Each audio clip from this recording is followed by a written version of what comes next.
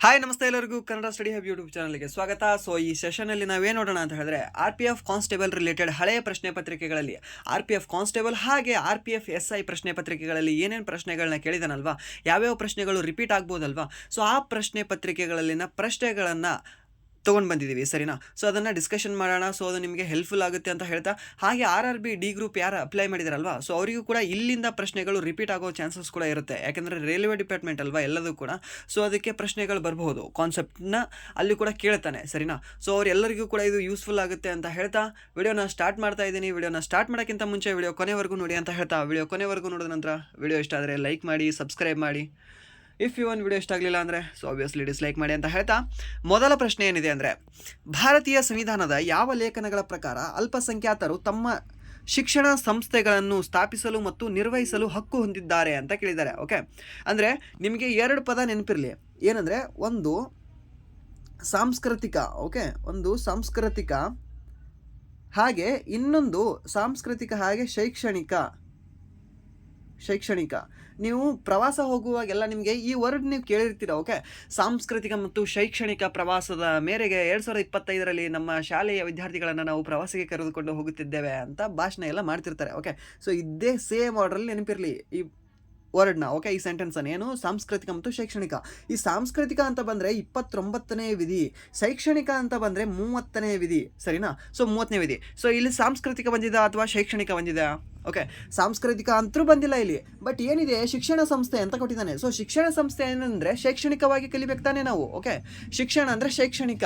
So ಆ ಕಾನ್ಸೆಪ್ಟಲ್ಲಿ ನಿಮ್ಗೆ ನೆನಪಿರಲಿ, ಶಿಕ್ಷಣ ಶೈಕ್ಷಣಿಕ ಅಂತ ಬಂದರೆ ನಿಮಗೆ ವಿಧಿ ಯಾವ್ದು ಬರುತ್ತೆ ಅಂದರೆ ಲೇಖನ ಅಥವಾ ವಿಧಿ 30ನೇ ವಿಧಿಯಲ್ಲಿ ಆರ್ಟಿಕಲ್ 30ರಲ್ಲಿ ನಿಮಗೆ ಹೇಳಿದೆ. ಓಕೆ, ಸೊ ಪ್ರಶ್ನೆ ಹೀಗೆ ಕೇಳ್ಬೋದು ನಿಮಗೆ, ಯಾವ ಅಲ್ಪಸಂಖ್ಯಾತರು, ಓಕೆ, ಲೇಖನ 30ರಲ್ಲಿ ಶಿಕ್ಷಣ ಸಂಸ್ಥೆಗಳನ್ನು ಸ್ಥಾಪಿಸಲು ಅಲ್ಪಸಂಖ್ಯಾತರಿಗೆ ಮೂಲಭೂತ ಹಕ್ಕನ್ನಾಗಿ ಒದಗಿಸಿದ ಸಂವಿಧಾನ, ಬಟ್ ಯಾವ ಅಲ್ಪಸಂಖ್ಯಾತರು ಅಂತ ಕೇಳಬಹುದು. ಅಲ್ಪಸಂಖ್ಯಾತರು ಇವಾಗ ನನ್ನ ಕ್ಲಾಸ್ನ ಕೇಳೋರು ಎಷ್ಟೋ ಜನ ಅಲ್ಪಸಂಖ್ಯಾತರು ಇರ್ಬೋದು. ಓಕೆ, ಮೀನ್ಸ್ ಮೈನಾರಿಟಿ ಕ್ಯಾಟಗರಿಗೆ ಸೇರಿದವರು ಇರ್ಬೋದು, ಬಟ್ ಯಾವ ಕ್ಯಾಟಗರಿ ರೀ ನಿಮಗೆ ಬರುತ್ತಾ? ಇದನ್ನು ಈ ಸಂಸ್ಥೆಗಳನ್ನು ನೀವು ಸ್ಟಾರ್ಟ್ ಮಾಡ್ಬೋದಾ? ನಿಮ್ಮ ಎಕ್ಸಾಂಪಲ್ ಇಟ್ಕೊಂಡೆ ನೆನ್ಪಿಟ್ಕೊಳ್ಳಿ, ಇಲ್ಲ ನಿಮ್ಮ ಫ್ರೆಂಡ್ ಯಾರಾದರೂ ಇದ್ದರೆ ಆ ಎಕ್ಸಾಂಪಲ್ ಇಟ್ಕೊಳ್ಳಿ, ನೆನ್ಪುಳಿತದೆ ನಿಮಗೆ. ಧಾರ್ಮಿಕ ಅಲ್ಪಸಂಖ್ಯಾತರು ಅಂತ ಬರ್ತಾರೆ. ಓಕೆ, ಧಾರ್ಮಿಕ ಅಲ್ಪಸಂಖ್ಯಾತರು ಮತ್ತು ಭಾಷಾ ಅಲ್ಪಸಂಖ್ಯಾತರು ಮತ್ತು ಲಿಂಗತ್ವ ಅಲ್ಪಸಂಖ್ಯಾತರು ಅಂತ ಬರ್ತಾರೆ. ಓಕೆ, ಲಿಂಗತ್ವ ಅಲ್ಪಸಂಖ್ಯಾತರು ಅಂತ ಬರ್ತಾರೆ, ಸರಿನಾ. ಸೊ ನೀವು ಸೆಕೆಂಡ್ PUC ಅಪ್ಲೈ ಮಾಡುವಾಗ ನೀವು ನೋಡಿರ್ಬೋದು, ಧಾರ್ಮಿಕ ಅಲ್ಪಸಂಖ್ಯಾತ ಅಲ್ಲಿ ಟಿಕ್ ಮಾಡೋದಾದರೆ ಅಲ್ಲಿ ನೀವು ಕ್ಲೇಮ್ ಮಾಡಿರ್ತೀರಾ. ಭಾಷಾ ಅಲ್ಪಸಂಖ್ಯಾತರು ಕ್ಲೇಮ್ ಮಾಡೋದಾದರೆ ಮಾಡಿರ್ತೀರಾ, ಇಲ್ಲಾಂದರೆ ಮ್ಯಾಕ್ಸಿಮಮ್ ಮಾಡಿರಲ್ಲ. ಲಿಂಗತ್ವ ಅಲ್ಪಸಂಖ್ಯಾತ ಕೂಡ ಅಲ್ಲಿ ನಿಮಗೆ ಇರುತ್ತೆ, ಮೀನ್ಸ್ ಏನೋ none other than boy and girl. Okay, ಅಲ್ಲಿ ಲಿಂಗತ್ವ ಅಲ್ಪಸಂಖ್ಯಾತ ಅಂತ ಅವರು ಕ್ಲೇಮ್ ಮಾಡ್ಕೋತಾರೆ. ಯಾಕೆಂದರೆ ಅವರ ಜನ ಏನಿದೆ ಅಲ್ವಾ, ಮೀನ್ಸ್ ಏನೋ ಅವರ ಪಾಪ್ಯುಲೇಷನ್ ಏನಿದೆಯಲ್ಲ ಕಡಿಮೆ ಇದೆ ಅಲ್ವಾ, ಸೊ ಅದಕ್ಕೆ ಅಲ್ಪಸಂಖ್ಯೆ ಇದೆ ಅವ್ರದ್ದು. ಓಕೆನಾ. ಸೊ ಧಾರ್ಮಿಕ ಅಲ್ಪಸಂಖ್ಯೆ ಅಂದರೆ ಯಾವುದಿದೆ?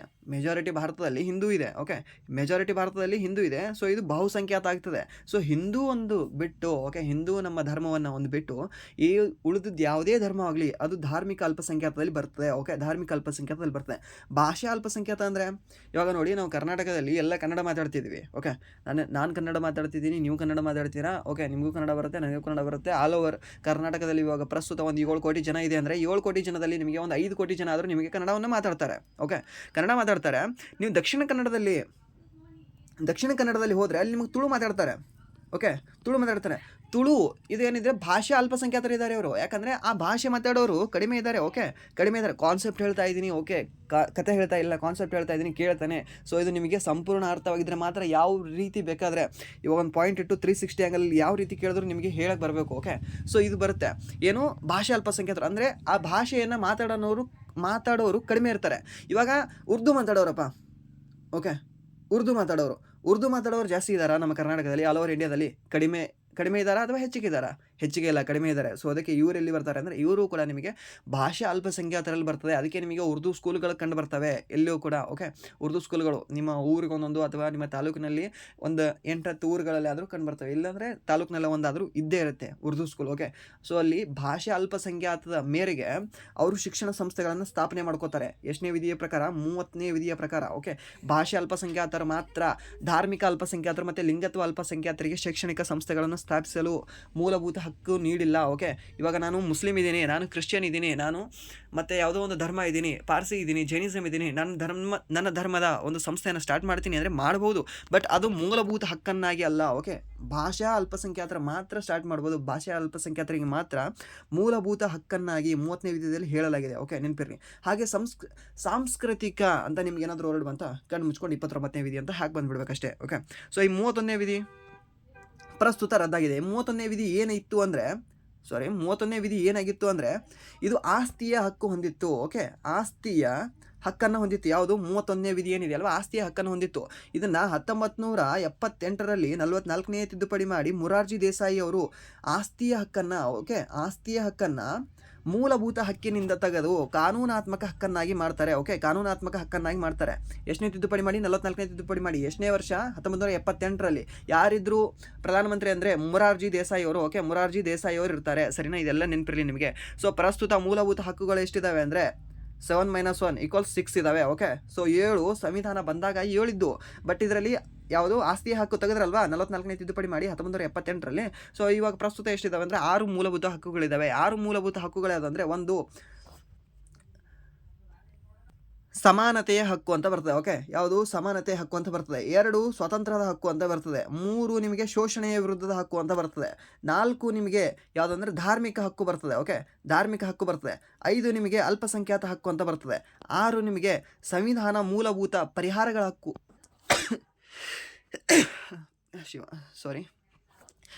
ಸಂವಿಧಾನದ ಪರಿಹಾರಾತ್ಮಕ ಹಕ್ಕುಗಳು ಅಂತ ಬರ್ತದೆ. ಎಷ್ಟನೇ ವಿಧಿಯಲ್ಲಿ ಅಂದರೆ 32ನೇ ವಿಧಿಯಲ್ಲಿ ಬರ್ತದೆ. ಓಕೆ, ಸೊ ಇದೆಲ್ಲ ನೆನಪಿರಲಿ 6 ಮೂಲಭೂತ ಹಕ್ಕುಗಳಿದ್ದಾವೆ. ಓಕೆ, ಸೊ ಇದು ಆದ ನಂತರ ನೆಕ್ಸ್ಟ್ ನಿಮಗೆ ಪ್ರಶ್ನೆ ನೋಡೋದಾದರೆ, ಜನವರಿ 2024ರಲ್ಲಿ ಸರ್ಬಾನಂದ್ ಸೋನ್ಯಾವಾಲ್ ಅವರು ಗ್ರೀನ್ ಬೋಟಿಂಗ್ ಮಾರ್ಗಸೂಚಿಗಳನ್ನು ಪ್ರಸ್ತುತಪಡಿಸಿದರು. ಯಾವ ಸ್ಥಳದಲ್ಲಿ ಅಂತ ಕೇಳಿದ್ದಾರೆ. ಓಕೆ, ಸೊ ಇಲ್ಲಿ ಅದು ಟೈಪಿಂಗ್ ಸ್ವಲ್ಪ ಇದು ಆಗಿದೆ, ಮಿಸ್ಟೇಕ್ ಆಗಿದೆ. ಭುವನೇಶ್ವರ ಮತ್ತು ವಿಶಾಖಪಟ್ಟಣಂ, ತಿರುವನಂತಪುರಂ ಇದು 3 ಅಲ್ಲ. ಓಕೆ, ಇದು 3 ಅಲ್ಲ, ಇದು ಗುವಾಹಟಿಯಲ್ಲಿ. ಓಕೆ, ಗುವಾಹಟಿ ಮತ್ತು ಕಲ್ಕತ್ತಾದ ಭಾಗದಲ್ಲಿ. ಓಕೆ, ಅಲ್ಲಿ ಸ್ಟಾರ್ಟ್ ಮಾಡ್ತಾರೆ. ಯಾರು? ಸರ್ಬಾನಂದ್ ಸೋನ್ಯಾವಾಲ್ ಅವರು ಗ್ರೀನ್ ಬೋಟಿಂಗ್ ಅನ್ನೋದು ಸ್ಟಾರ್ಟ್ ಮಾಡ್ತಾರೆ. ಓಕೆ, ಈ ಗ್ರೀನ್ ಬೋಟಿಂಗ್ ಅನ್ನೋದನ್ನು ಬಿಟ್ಬಿಡಿ ಇವಾಗ. ಬಟ್ ಗ್ರೀನ್ ಹಬ್ ಅನ್ನೋದು, ಓಕೆ, ಗ್ರೀನ್ ಹಬ್ ಅಂತ ಸ್ಟಾರ್ಟ್ ಮಾಡಿದ್ದಾರೆ ರೀಸೆಂಟಾಗಿ. ಈ ಗ್ರೀನ್ ಹಬ್ ಎಲ್ಲಿ ಸ್ಟಾರ್ಟ್ ಮಾಡಿದ್ದಾರೆ ಅಂದರೆ ಈ ವಿಶಾಖಪಟ್ಟಣಮಲ್ಲಿ ಸ್ಟಾರ್ಟ್ ಮಾಡಿದ್ದಾರೆ. ಓಕೆ, ಗ್ರೀನ್ ಹಬ್ಬು 2024ರಲ್ಲಿ ಯಾವ ಸಿಟಿಯನ್ನಾಗಿ ಆಯ್ಕೆ ಮಾಡಿಕೊಳ್ಳಲಾಗಿದೆ ಅಂತ ಏನಾದರೂ ಕೇಳಿದ್ರೆ ನಿಮಗೆ, ಓಕೆ, ವಿಶಾಖಪಟ್ಟಣಂ ಅಂತ ಆನ್ಸರ್ ಹೇಳಬೇಕು. ಓಕೆ, ವಿಶಾಖಪಟ್ಟಣಂ ಎಲ್ಲಿ ಕಂಡು ಬರುತ್ತೆ? ಆಂಧ್ರ ಪ್ರದೇಶದಲ್ಲಿ. ಭಾರತದಲ್ಲಿ ಕಂಡು ಬರತಕ್ಕಂತಹ ಅತಿ ಆಳವಾದ ಪ್ರಮುಖ ಬಂದರುಗಳಲ್ಲಿ ಅತಿ ಆಳವಾದ ಬಂದರು ಯಾವುದಂದ್ರೆ ವಿಶಾಖಪಟ್ಟಣಂ ಬಂದರು. ನಾನು ಹೇಳ್ತಾ ಇದ್ದೀನಿ ಏನಂದರೆ ಭಾರತದಲ್ಲಿರುವ ಪ್ರಮುಖ ಬಂದರಿನಲ್ಲಿ ಆಳವಾದ ಬಂದರು ಅಂತ ಕೇಳಿದ್ರೆ, ಪ್ರಮುಖವಾದ ಬಂದರಿನಲ್ಲಿ ಆಳವಾದ ಬಂದರು ಅಂತ ಕೇಳಿದ್ರೆ ವಿಶಾಖಪಟ್ಟಣಂ ಬಂದರು. ಅದೇ ನಿಮಗೆ ಇಲ್ಲಿ ಪ್ರಮುಖ ಅನ್ನೋ ವರ್ಡ್ ಕೊಡಲಿಲ್ಲ. ಓಕೆ, ಜಸ್ಟ್ ಭಾರತದಲ್ಲಿರುವ ಬಂದರುಗಳಲ್ಲಿ ಆಳವಾದ ಬಂದರು ಯಾವುದು ಅಂತ ಕೇಳಿದ್ರೆ ಗಂಗಾವರಂ ಅಂತ ಆಗುತ್ತೆ. ಓಕೆ, ಗಂಗಾವರಂ ಅಂತ ಆಗುತ್ತೆ. ಯಾಕೆ ಗುರು ಹಾಗಾದರೆ ಗಂಗಾವರಂ ಪ್ರಮುಖ ಬಂದರಲ್ವಾ? ಪ್ರಮುಖ ಬಂದರು ಗಂಗಾವರಂ ಅಲ್ಲ. ಓಕೆನಾ, ಪ್ರಮುಖ ಬಂದರು ಅಲ್ಲ. ಪ್ರಮುಖ ಬಂದರುಗಳು ನಿಮಗೆ ಟೋಟಲಿ 9 ಬರ್ತವೆ. ಆ 9 ಹೊರತುಪಡಿಸಿ ನಿಮಗೆ ಯಾವ್ದು ಬರುತ್ತೆ ಅಲ್ವಾ? ನಮ್ಮ ಕರ್ನಾಟಕದಲ್ಲಿರುವ ಪ್ರಮುಖ ಬಂದರು ಯಾವ್ದು ಹೇಳಿ ನೋಡೋಣ? ನವಮಂಗಳೂರು. ಓಕೆ, ನವಮಂಗಳೂರು ಬಂದರು ಏನಿದೆಯಲ್ವಾ, ನವಮಂಗಳೂರು ಬಂದರು ಇದು ಏನು ಮೇ 4, 1974ರಂದು ಏನು ಉದ್ಘಾಟನೆಗೊಳ್ಳುತ್ತಲ್ವಾ ಇಂದಿರಾ ಗಾಂಧಿ ಅವರಿಂದ, ಇದು ಪ್ರಮುಖ ಬಂದರಾಗಿದೆ. ಹಾಗೆ ಮರ್ಮಗೋವಾ ಬಂದರು 1961ರಲ್ಲಿ ಏನು ಉದ್ಘಾಟನೆ ಆಗುತ್ತಲ್ವಾ ಮರ್ಮಗೋವಾ ಬಂದರು. ಸೊ ಇದು ಕೂಡ ನಿಮಗೆ ಪ್ರಮುಖ ಬಂದರಾಗಿದೆ. ಹಾಗೆ ನಿಮಗೆ ಅಲ್ಲಿ ಕಾಂಡ್ಲಾ ಬಂದರು ಅಂತ ಬರುತ್ತೆ. ಓಕೆ, ಕಾಂಡ್ಲಾ ಬಂದರು ಅಂತ ಬರುತ್ತೆ. ಇದಕ್ಕೆ ವಿಭಜನೆಯ ಮಗು ಅಂತ ಕರಿತೀವಿ ನಾವು. ಭಾರತದ ವಿಭಜನೆಯ ಮಗು ಯಾವುದು ಅಂದರೆ ಕಾಂಡ್ಲಾ ಬಂದರು. ನೆನಪಿರಲಿ. ಓಕೆ, ನೆನಪಿರಲಿ. ಕಾಂಡ್ಲಾ ಬಂದರಿಗೆ ನಾವು ಭಾರತದ ವಿಭಜನೆಯ ಬಂದರು ಅಂತ ಕರಿತೀವಿ. ಹಾಗೆ ಏಕೈಕ ನದಿ ತೀರದ ಬಂದರು ಅಂತ ಕೇಳಿದ್ರೆ ನಿಮಗೆ ಕಲ್ಕತ್ತಾ ಬಂದರಾಗುತ್ತೆ. ಓಕೆ, ಕಲ್ಕತ್ತಾ ಬಂದರಾಗುತ್ತೆ. ಸೊ ಹಾಗಾದರೆ ಇದು ನದಿ ತೀರದ ಬಂದರಿದೆಯಾ? ಸಮುದ್ರದಲ್ಲಿ ಇಲ್ವಾ? ಇದು ಸಮುದ್ರದ ತಟದಲ್ಲಿಲ್ಲ. ಇದು ನದಿಯ ತಟದಲ್ಲಿದೆ. ಅಂದರೆ ಹೂಗ್ಲಿ ನದಿ ಇದೆಯಲ್ವಾ, ಆ ಹೂಗ್ಲಿ ನದಿಯ ತಟದಲ್ಲಿ ನಿಮಗೆ ಕಲ್ಕತ್ತಾ ಬಂದರು ಕಾಣಸಿಗುತ್ತೆ. ಓಕೆ, ಅತಿ ಹೆಚ್ಚು ಸಿಹಿ ನೀರಿನ ಮೀನುಗಾರಿಕೆ ಯಾವ ರಾಜ್ಯದಲ್ಲಿ ನಡೀತದೆ ಅಂದರೆ ಇದೇ ವೆಸ್ಟ್ ಬೆಂಗಾಲಲ್ಲಿ. ಮೀನ್ಸ್ ಕಲ್ಕತ್ತಾ ಅಂದರೆ ವೆಸ್ಟ್ ಬೆಂಗಾಲ್ ಅಲ್ವಾ, ಅಲ್ಲಿ ನಡೀತದೆ. ಅಥವಾ ನಿಮಗೆ ಸಮುದ್ರದ ಮೀನುಗಾರಿಕೆ ಅತಿ ಹೆಚ್ಚಿಗೆ ಎಲ್ಲಿ ನಡೀತದೆ ಅಂದರೆ ಕೇರಳದಲ್ಲಿ ನಡೀತದೆ. 2 ನೆನಪಿರಲಿ ನಿಮಗೆ. ಓಕೆ, ಸೊ ಇದ್ರ ರಿಲೇಟೆಡ್ ಮಾಹಿತಿ. ಇಲ್ಲಿ ನಿಮಗೆ ಗ್ರೀನ್ ಬೋಟಿಂಗ್ ಅನ್ನೋದಕ್ಕಿಂತ ಬದಲಾಗಿ ಗ್ರೀನ್ ಹಬ್ ಅಂತ ನೆನಪಿಟ್ಕೊಳ್ಳಿ. ವಿಶಾಖಪಟ್ಟಣಮಲ್ಲಿ ಸ್ಟಾರ್ಟ್ ಆಗಿದೆ ರೀಸೆಂಟಾಗಿ. ಯಾಕೆ ಕರೆಂಟ್ ಅಫೇರ್ಸಲ್ಲಿದೆ.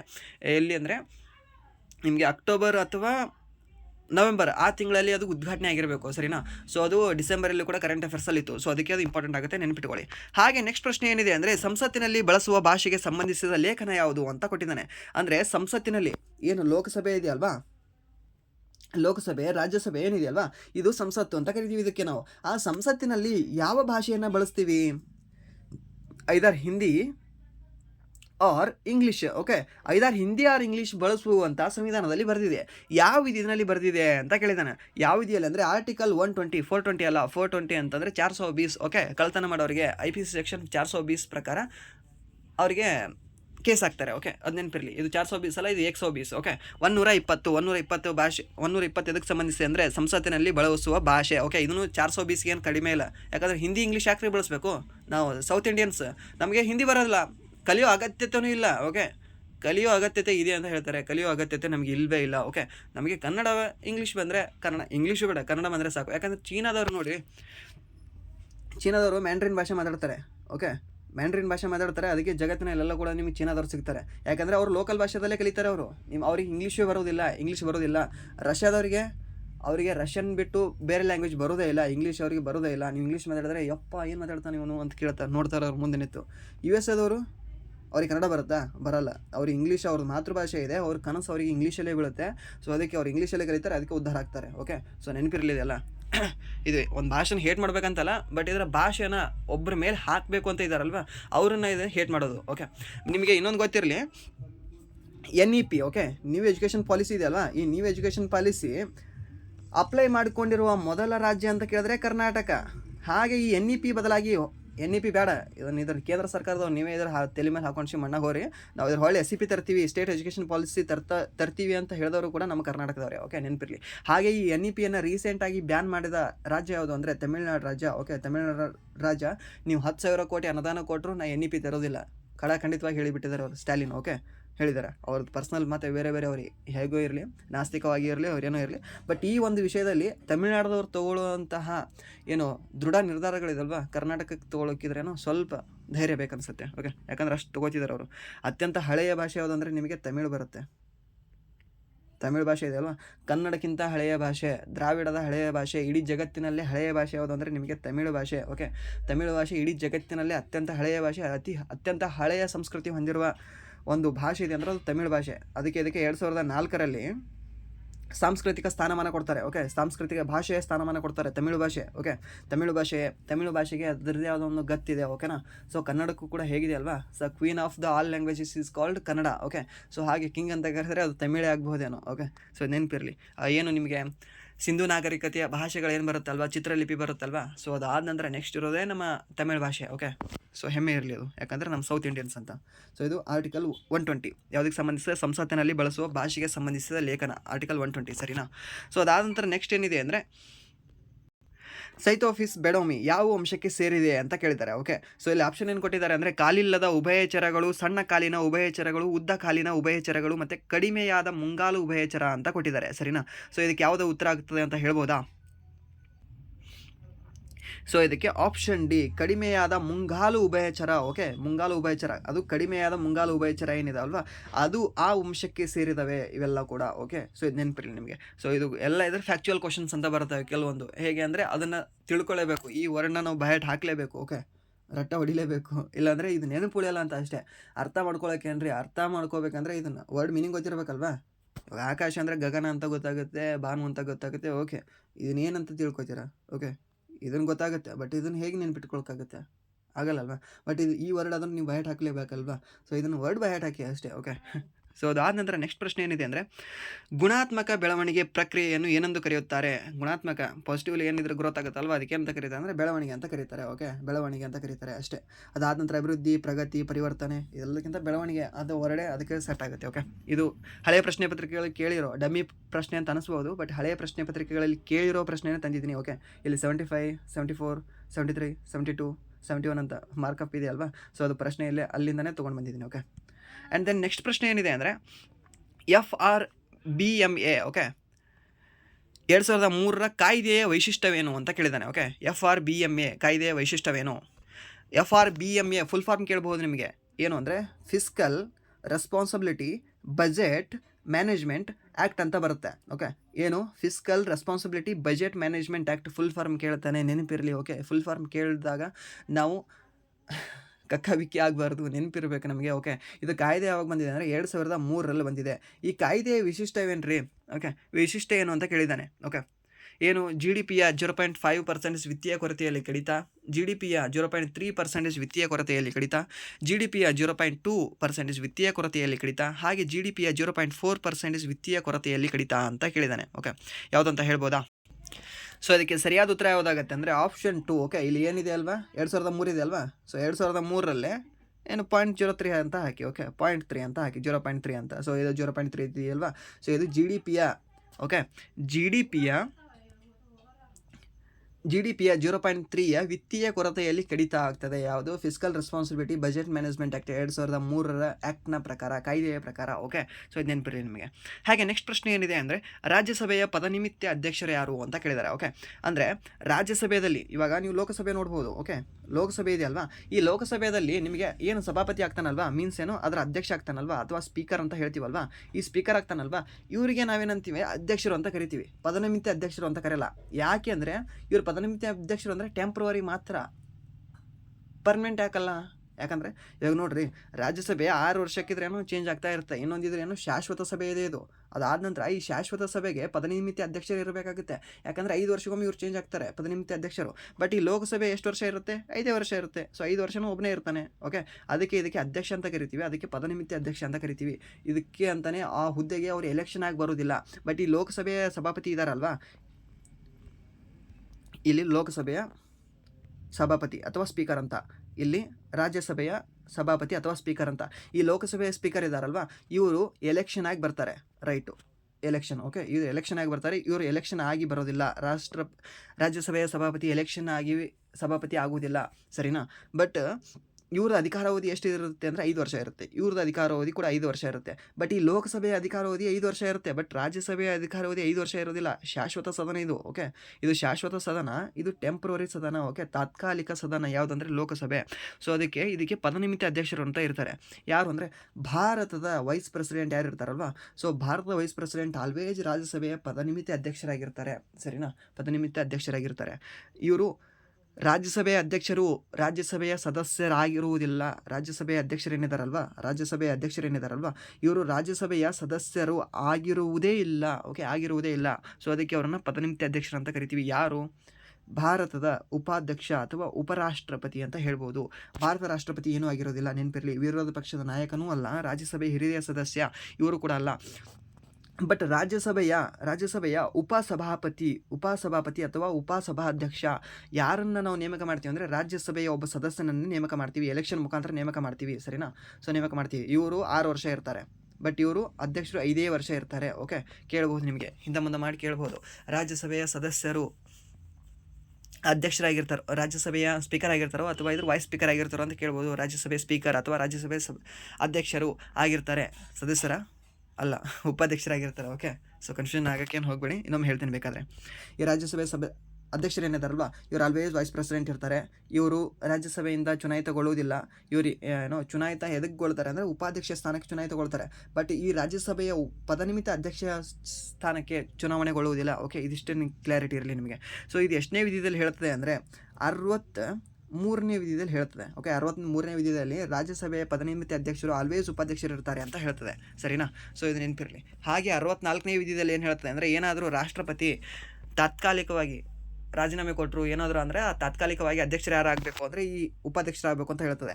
ಅಥವಾ ಅವರು ಡೆತ್ ಆದರೆ, ಅಕಾಲಿಕ ಮರಣ ಹೊಂದಿದರೆ ಅವಾಗಲೂ ಕೂಡ ಇವರೇ ಇದ್ರೇನು ಅಧ್ಯಕ್ಷ ಆಗಬೇಕು ಅಂತ ಹೇಳ್ತದೆ, ಉಪಾಧ್ಯಕ್ಷ. ಓಕೆ, ಮೊಟ್ಟ ಮೊದಲ ತಾತ್ಕಾಲಿಕ ಅಧ್ಯಕ್ಷ ಯಾರು ಅಂತ ಹೇಳ್ಬೋದಾ ನೀವು? ವಿ ಗಿರಿ ಅಂತ ಬರ್ತಾರೆ. ಓಕೆ, ಅವರು ಉಪಾಧ್ಯಕ್ಷ ಇರ್ತಾರೆ. ಬಟ್ ಅವಾಗ ರಾಷ್ಟ್ರಪತಿ ಡೆತ್ ಆಗ್ತಾರೆ. ಓಕೆ, ರಾಷ್ಟ್ರಪತಿ ಡೆತ್ ಆದ ನಂತರ ಇವರು ಅಧ್ಯಕ್ಷತೆ ಸ್ಥಾನನೂ ವಹಿಸ್ಕೋತಾರೆ. ಓಕೆ, ತಾತ್ಕಾಲಿಕವಾಗಿ. ಸೊ ಇದು ಆದ ನಂತರ ನಿಮಗೆ ಹಿದಾಯತುಲ್ಲಾ ಅಂತ ಬರ್ತಾರೆ. ಓಕೆ, ಸೊ ಅವರು ಸುಪ್ರೀಂ ಕೋರ್ಟ್ನ ನ್ಯಾಯಮೂರ್ತಿ, ಅವರು ವಹಿಸ್ಕೊಂಡದ್ದು ಅಧ್ಯಕ್ಷ ಸ್ಥಾನವನ್ನು, ಸರಿನಾ. ಸೊ ನೆಕ್ಸ್ಟ್ ಪ್ರಶ್ನೆ ಏನಿದೆ ಅಂದರೆ 78ನೇ ಪ್ರಶ್ನೆ, ನ್ಯೂಟನ್ನ 2ನೇ ನಿಯಮದ ಸೂಕ್ತ ವ್ಯಾಖ್ಯಾನ ಏನು ಅಂತ ಕೇಳಿದ್ದಾರೆ. ಓಕೆ, ನ್ಯೂಟನ್ನ 2ನೇ ನಿಯಮದ ಪ್ರಕಾರ ಸೂಕ್ತ ವ್ಯಾಖ್ಯಾನ ಏನು? ಓಕೆ, ಹೇಳ್ಬೋದು ಸೂಕ್ತ ವ್ಯಾಖ್ಯಾನ ಏನು ಅಂತ. ವೇಗವರ್ಧನೆಯು ದ್ರವ್ಯರಾಶಿ ಮತ್ತು ಅನ್ವಯಿಸಲಾದ ಬಲವನ್ನು ಅವಲಂಬಿಸಿರುತ್ತದೆ ಅಂತ ಕೊಟ್ಟಿದ್ದಾನೆ. ವೇಗವರ್ಧನೆ ಏನಿದೆ ಅಲ್ವಾ, ಎಕ್ಸಲರೇಷನು, ಅದು ಮಾಸ್ ಮತ್ತು ಇನ್ನೊಂದು ಫೋರ್ಸ್ಗೆ ಎರಡಕ್ಕೂ ಕೂಡ ಇದ್ರೆ ಅವಲಂಬಿಸಿರುತ್ತದೆ ಅಂತ ಕೊಟ್ಟಿದ್ದಾನೆ. ಹೌದಾ? ಓಕೆ, ಅದಾನಂತರ ವಸ್ತು ವಿಶ್ರಾಂತಿಯಲ್ಲಿ ಉಳಿಯುತ್ತದೆ ಮತ್ತು ಅಥವಾ ಸ್ಥಿರ ವೇಗದಲ್ಲಿ ಚಲಿಸುತ್ತದೆ ಅಂತ ಕೊಟ್ಟಿದ್ದಾನೆ. ಸೊ ಇದು ರೀ ಇದೇನು ರೀ ಇದು ಮೊದಲನೇ ನಿಯಮ ಅಲ್ವಾ, ಜಡತ್ವದ ನಿಯಮ. ಸೊ ಇದು ಜಡತ್ವದ ನಿಯಮ, ಮೊದಲನೇ ನಿಯಮ ಇದು. ಓಕೆ, ನ್ಯೂಟನ್ನ ಮೊದಲನೇ ನಿಯಮ ಅಂತ ಕೇಳಿದ್ರೆ ಇದು ಆಗುತ್ತೆ. ಓಕೆ, ಇದು ಆಗುತ್ತೆ. ಸೊ ಇದು ಏನೋ ಸೆಕೆಂಡ್ನೇದು ಆಗೋದೇ ಇಲ್ಲ. ಸ್ಪ್ರಿಂಗ್ ವಿಸ್ತರಣೆಗೆ ಅನ್ವಯಿಸಲಾದ ಬಲಕ್ಕೆ ಅನುಪಾತ. ಸ್ಪ್ರಿಂಗ್ದು ಇದಕ್ಕೆ ಏನು ಸಂಬಂಧನೇ ಇಲ್ಲ. ಅದಾದ ನಂತರ ಪ್ರತಿಕ್ರಿಯೆಯ ಸಮಾನ ಮತ್ತು ವಿರುದ್ಧ. Every action as a equal and opposite reaction. ಇದು ಚಿಕ್ಕ ಮಕ್ಕಳಿಗೂ ನೀವು ಫಸ್ಟ್ ಸ್ಟ್ಯಾಂಡರ್ಡ್ ಓದೋರು ಕೂಡ ಹೇಳ್ತಾರೆ ಅನಿಸುತ್ತೆ ಇವಾಗ, ಅಷ್ಟು ಪಾಪ್ಯುಲರ್ ಆ್ಯಂಡ್ ಆ್ಯಟಿಟ್ಯೂಡ್ ಸ್ಟೇಟಸಲ್ಲಿ ಇದೆ. Okay, every action as a equal and opposite reaction, ನ್ಯೂಟನ್ನ ಮೂರನೇ ನಿಯಮ. ಅಂದರೆ ಏನಿಲ್ಲ, ಇಲ್ಲಿ ಒಬ್ಬ ವ್ಯಕ್ತಿ ಇರ್ತಾನೆ, XYZ ವ್ಯಕ್ತಿ. ಅವನು ವ್ಯಕ್ತಿಗೆ ಇದ್ರೆ ಕಪ್ಪಾಳಿಗೆ ಒಂದು ಹೊಡಿತಾನೆ. ಓಕೆ, ಕಪ್ಪಾಳಿಗೆ ಒಂದು ಹೊಡೆದ ನಂತರ ಅವನು ಸುಮ್ಮನೆ ಕೊಡ್ತಾನೆ, ಅವನು ತಿರುಗಿಸಿ ಮತ್ತೊಂದು ಹೊಡಿತಾನೆ, ಗೊತ್ತಾ? ಅದೇ ಈ ಆ್ಯಕ್ಷನ್ಗೆ ಅದು ರಿಯಾಕ್ಷನ್ ಇದೆ ಅಂತ. ಓಕೆ, ಅಷ್ಟೇ. Every action has a equal and opposite reaction. ಅದರಷ್ಟೇ ತದ್ವಿರುದ್ಧವಾಗಿ ಓಕೆ ರಿಯಾಕ್ಷನ್ ಬರುತ್ತೆ. ನೀವು ಒಂದು ಅವನಿಗೆ ಕಪಾಳ ಕೊಟ್ಟರೆ ಅವನು ಗಾಂಧಿ ಅಲ್ಲ, ಸುಮ್ಮನೆ ಇದ್ರೆ ಹೊಡ್ಸ್ಕೊಂಡು ಕೊಡೋಕ್ಕೆ. ಅವನು ಭಗತ್ ಸಿಂಗ್ ಇರ್ತಾನೆ, ಅವನು ಕೂಡ ಕಪ್ಪಾಳಿಗೆ ಇನ್ನೊಂದು ಕೊಡ್ತಾನೆ. ಓಕೆ, ಸುಭಾಷ್ ಚಂದ್ರ ಬೋಸ್ ಆದರೆ ಗನ್ನಿಂದ ಶೂಟ್ ಮಾಡಿರ್ತಾರೆ. ಓಕೆ, ಸೊ ಅದು ಮೂರನೇ ನಿಯಮ. ಸೊ ಇಲ್ಲಿ ಏನು ಕೇಳಿದಾನೆ, ಎರಡನೇ ನಿಯಮ ಕೇಳಿದ್ದಾನೆ. ಸೊ ಎರಡನೇ ನಿಯಮಕ್ಕೆ ಸರಿಯಾದ ಉತ್ತರ ಯಾವುದು ಅಂದರೆ ಆಪ್ಷನ್ಗೆ. ಇದಕ್ಕೆ ಫಾರ್ಮುಲಾ ಏನಾದರೂ ಕೇಳಿದ್ರೆ force equals mass into acceleration ಅಂತ ಬರುತ್ತೆ. Okay, mass into acceleration. ಈ ವೇಗವರ್ಧನೆ ಅಂದರೆ ಎಕ್ಸಲ್ರೇಷನ್. ಈ ಎಕ್ಸಲ್ರೇಷನ್ ಏನಿದೆ ಅಲ್ವಾ, ಇದು ಮಾಸ್ಗೆ ಮತ್ತು ಫೋರ್ಸ್ಗೆ ಅಂದರೆ ದ್ರವ್ಯರಾಶಿಗೆ ಮತ್ತು ಅನ್ವಯಿಸಲಾದ ಬಲಕ್ಕೆ ಅಥವಾ ಫೋರ್ಸ್ಗೆ ಅವಲಂಬಿಸಿರ್ತದೆ. ಹೌದು, ಅವಲಂಬಿಸಿರ್ತದೆ. ಓಕೆ, ಸೊ ಇದು ಆಪ್ಷನ್ ಎ ಇದಕ್ಕೆ ಸರಿಯಾದ ಉತ್ತರ ಆಗುತ್ತೆ. ಮೊದಲನೇ ನಿಯಮ ಜಡತ್ವದ ಬಗ್ಗೆ ಹೇಳ್ತದೆ. ಓಕೆ, ಯಾವುದು ಜಡತ್ವದ ಬಗ್ಗೆ ಹೇಳ್ತದೆ. ನ್ಯೂಟನ್ನ ಮೊದಲನೇ ನಿಯಮ ಜಡತ್ವದ ಬಗ್ಗೆ ಹೇಳ್ತದೆ. ಎರಡನೇದು ನಿಮಗೆ F equals force equals mass into acceleration. ಇದು ಅದಾಂತರ ಮೂರನೇ ನಿಯಮ ಏನು ಹೇಳ್ತದೆ ಅಂದರೆ ನಿಮಗೆ every action has a equal and opposite reaction ಅಂತ ಹೇಳ್ತದೆ. Okay, every action has a equal and opposite reaction ಅಂತ ಹೇಳೋದು ಮೂರನೆಯ ನಿಯಮ, ಸರಿನಾ? ಯಾವುದು? ನ್ಯೂಟನ್ನ ಮೂರನೆಯ ನಿಯಮ. ಈ ಮೂರು ಕೂಡ ನೆನಪಿರಲಿ. ಹಾಗೆ ನೀವು ಬಸ್ನಲ್ಲಿ ಕುಂತಾಗ ನೀವಂತ ಕುಂತು ಮಲ್ಕೊಂಡು ಹೊಂಟಿರ್ತೀರ, ಬಸ್ ಸ್ಪೀಡಾಗಿ ಹೊಂಟಿರ್ತದೆ, ಮುಂದೆ ರೋಡ್ ಬ್ರೇಕ್ ಬರ್ತದೆ. ರೋಡ್ ಬ್ರೇಕ್ ಬಂದಾಗ ದಬ್ಬ ತೆಳ್ಸಿ ಬ್ರೇಕ್ ಹಾಕ್ತಾನೆ, ನೀವು ದನ್ನ ತೆಳ್ಸಿ ಮುಂದೆ ಇದ್ರೇನೋ ಬಡ್ಕೋತೀರಿ. ಯಾವ ನಿಯಮ ಅಂತ ಕೇಳಿದ್ರೆ ನ್ಯೂಟನ್ನ ಮೊದಲನೇ ನಿಯಮ ಅಥವಾ ಜಡತ್ವದ ನಿಯಮ ಅಂತ ಹೇಳ್ಬೋದು. ಓಕೆ, ಅಂದರೆ ಬಸ್ ಚಲಿಸ್ತಾನೇ ಇರುತ್ತೆ, ನೀವು ವಿಶ್ರಾಂತಿಯಲ್ಲಿ ಇರ್ತೀರ, ವಿಶ್ರಾಂತಿಯಾಗಿ ಸುಮ್ಮನೆ ನೀವಂತ ಮಲ್ಕೊಂಡಿರ್ತೀರ. ಯಾವಾಗ ಅದಕ್ಕೆ ಬಸ್ಸಿನ ಮೇಲೆ ಫೋರ್ಸ್ ಬೀಳುತ್ತೋ ಅವಾಗ ನಿಮ್ಮ ಮೇಲೂ ಫೋರ್ಸ್ ಬೀಳುತ್ತೆ, ಅವಾಗ ನೀವು ಕೂಡ ಇದ್ರೆ ಅಳಗಾಡಿ ಮುಂದೆ ಬಡ್ಕೋತೀರಿ. ಇಷ್ಟೇ. ಓಕೆ, ಸೊ ಅತಿ ಹೆಚ್ಚು ನಿಮಗೆ ಜಡತ್ವ ಎಲ್ಲಿ ಕಂಡು ಬರ್ತದೆ? ಆಪ್ಷನ್ ಕೊಡಬಹುದು. ಕಾರಿನಲ್ಲಿ ಹೊರಟಾಗ ಕಾರನ್ನು ಬ್ರೇಕ್ ಹಾಕಿದಾಗ, ಅಥವಾ ಲಾರಿಯಲ್ಲಿ ಹೊರಟಾಗ ಲಾರಿ ಬ್ರೇಕ್ ಹಾಕಿದಾಗ, ಅಥವಾ ಆಟಿಕೆ ಸಾಮಾನು ಸುಮ್ಮನೆ ಮೂವ್ ಮಾಡ್ತಿರ್ತಾರೆ, ಅದರೊಳಗೆ ಒಂದು ಗೊಂಬೆ ಇಟ್ಟಿರ್ತಾರೆ, ಆವಾಗ ಟ್ರೈನ್ ಹೊಂಟಿರ್ತದೆ, ಆವಾಗ ಇದ್ರೆ ಟ್ರೈನ್ ಬ್ರೇಕ್ ಹಾಕ್ತದೆ. ಆವಾಗ ಯಾವುದರಲ್ಲಿ ಹೇಳ್ಬೋದಾ? ಟ್ರೈನಲ್ಲಿ. ತೂಕ ಯಾವುದರಲ್ಲಿ? ರಾಶಿ ಯಾವ್ದು ಹೆಚ್ಚಿರುತ್ತೆ ಅಲ್ವಾ? ಸೊ ಅಲ್ಲಿ ನಿಮಗೆ ಜಡತ್ವ ಕೂಡ ಆಲ್ವೇಸ್ ಜಾಸ್ತಿ ಇರುತ್ತೆ, ಸರಿನಾ? ಸೊ ಅದಾಂತರ ಸೆಕೆಂಡ್ ಬರೋದು ನಿಮಗೆ ಲಾರಿ ಬರುತ್ತೆ, ಥರ್ಡ್ ನಿಮಗೆ ಕಾರ್ ಬರುತ್ತೆ, ಅದಾಂತರ ಫೋರ್ತ್ ನಿಮಗೆ ಆಟಿಕೆ ಸಾಮಾನದಲ್ಲಿರೋ ಗೊಂಬೆಗಳದ್ದು ಆಟಿಕೆ ಸಾಮಾನು ಬರುತ್ತೆ. ಅದೇನು ರೇಲ್ ಹಳಿ ಇರ್ತದೆ ಸರ್. ಸೊ ರೇಲ್ ಹಳಿನಲ್ಲಿ ಜಾಸ್ತಿ ಇದ್ರೇನೋ ಜಡತ್ವ ಪ್ರಾಬ್ಲಮ್ ಆಗಲ್ಲ. ಸೊ ಎಷ್ಟೇ ಸ್ಪೀಡಲ್ಲಿ ಹಾಕಿದ್ರು ಆಗಲ್ಲ. ಬಟ್ ಒಂದು ಸರಿ ಆಯಿತು ಅಂದರೆ ಏನಿಲ್ಲ. ಬಾಲಸೂರಿನಲ್ಲಿ 3 ಆಕ್ಸಿಡೆಂಟ್ ಆಯ್ತಲ್ವಾ? ಸೊ ರೀಸೆಂಟಾಗಿ ಏನು ಟ್ರೈನ್ ಆಕ್ಸಿಡೆಂಟ್ ಆಗ್ತಾ ಇದೆ ಅಲ್ವಾ? ಸೊ ಅದೇ ರೀತಿ ಆಗುತ್ತೆ, ಸರಿನಾ? ಸೊ ಇದು ಆ್ಯಕ್ಚುಲ್ ಆಗಿದ್ರೆ ನಮ್ಮ ಮಿಸ್ಮ್ಯಾನೇಜ್ಮೆಂಟ್ ಅಷ್ಟೇ. ಸೊ ಎಷ್ಟೋ ಜನದ ಪ್ರಾಣ ಕೂಡ ಹೋಗ್ತಾ ಇದೆ. ಸೊ ಅದಾಂತರ ನೆಕ್ಸ್ಟ್ ಪ್ರಶ್ನೆ ಏನಿದೆ ಅಂದರೆ ಇರುವೆಯ ಕುಟುಕಿನಲ್ಲಿ ಯಾವ ಆಮ್ಲ ಕಂಡು ಬರುತ್ತದೆ? ಓಕೆ, ಇಲ್ಲೊಂದು ಚಿಕ್ಕದಾಗಿರೋ ಇರುವೆ ಇದೆ. ಓಕೆ, ಯಾವುದು? ರೆಡ್ ಕಲರ್ ಇರುವೆ ಇದೆ. ಇಲ್ಲಾಂದರೆ ರೆಡ್ ಕಲರ್ ಇರುವೆ ಇದೆ. ಯಾಕೆ ನಾವು ಯಾಕಿದ್ರೇನು ರೇಸಿಸಮ್ ಮಾಡೋಣ. ಬ್ಲ್ಯಾಕ್ ಕಲರ್ ಇರುವೆ ಇದೆ ಅಂತ ತಗೊಳ್ಳಿ. ಇದು ಯಾವುದಾದ್ರೂ ಇರುವೆ ಇದೆ. ಈ ಇರುವೆ ಇದಾವಲ್ವಾ, ಇದನ್ನು ನಮ್ಮ ಒಬ್ಬ ವ್ಯಕ್ತಿಗೆ ಕಚ್ಚುತ್ತದೆ, ಕೈಗೋ ಕಾಲಿಗೋ ಎಲ್ಲೋ ಕಚ್ಚಿದಾಗ ಯಾವ ಆಮ್ಲ ನಮ್ಮ ದೇಹದಲ್ಲಿ ಬಿಡುಗಡೆ ಆಗ್ತದೆ? ಮೀನ್ಸ್ ನಮ್ಮ ದೇಹದಲ್ಲಿ ಯಾವ ಆಮ್ಲ ಸೇರ್ಪಡೆ ಆಗ್ತದೆ ಅಂತ ಕೇಳಿದ್ದಾನೆ. ಓಕೆ, ಒಂದು ಫಾರ್ಮಿಕ್ ಆಮ್ಲ, ಆಕ್ಸಲಿಕ್ ಆಮ್ಲ, ಲ್ಯಾಕ್ಟಿಕ್ ಮತ್ತು ಅಸಿಟಿಕ್ ಅಂತ ಕೊಟ್ಟಿದ್ದಾನೆ. ಸೊ ಇದಕ್ಕೆ ಸರಿಯಾದ ಉತ್ತರ ಯಾವುದು ಅಂತ ಹೇಳ್ಬೋದಾ? ಫಾರ್ಮಿಕ್ ಆಮ್ಲ. ಓಕೆ, ಫಾರ್ಮಿಕ್ ಆಮ್ಲ ಏನಿದೆ ಅಲ್ವಾ, ಸೊ ಇದು ಇರುವೆ ಏನಾದರೂ ನಮಗೆ ಕಚ್ಚಿದಾಗ ಆ ಆಮ್ಲ ಬಿಡುಗಡೆ ಆಗ್ತದೆ. ಓಕೆ, ಫಾರ್ಮಿಕ್ ಆಮ್ಲ ಬಿಡುಗಡೆ ಆಗ್ತದೆ. ಓಕೆ, ಹೇಗೆ ನೆನ್ಪಿಟ್ಕೋಬೇಕು ಇದನ್ನು? ಓಕೆ, ಫಾರ್ಮ್ ಅಥವಾ ಫಾರ್ಮರ್ ಅಂದ್ರೇನು? ರೈತ, ಹೊಲ ಇದೆ ಅಲ್ವಾ? ಸೊ ಫಾರ್ಮಲ್ಲಿ ಹೊಲದಲ್ಲಿ ಏನಿರ್ತವೆ ನಿಮಗೆ ಇರುವೆಗಳಿರ್ತವೆ. ಸೊ ಅದಕ್ಕೆ ಫಾರ್ಮಿಕ್ ಆಮ್ಲ ಬಿಡುಗಡೆ ಆಗ್ತದೆ ಅಂತ ನೆನ್ಪಿಟ್ಕೊಳ್ಳಿ. Okay, oxalic acid. Okay, oxalic ಆಮ್ಲ ನಿಮಗೆ ಎಲ್ಲಿ ಕಂಡು ಬರುತ್ತೆ ಅಂದರೆ ಟೊಮೊಟೊದಲ್ಲಿ ರೀ.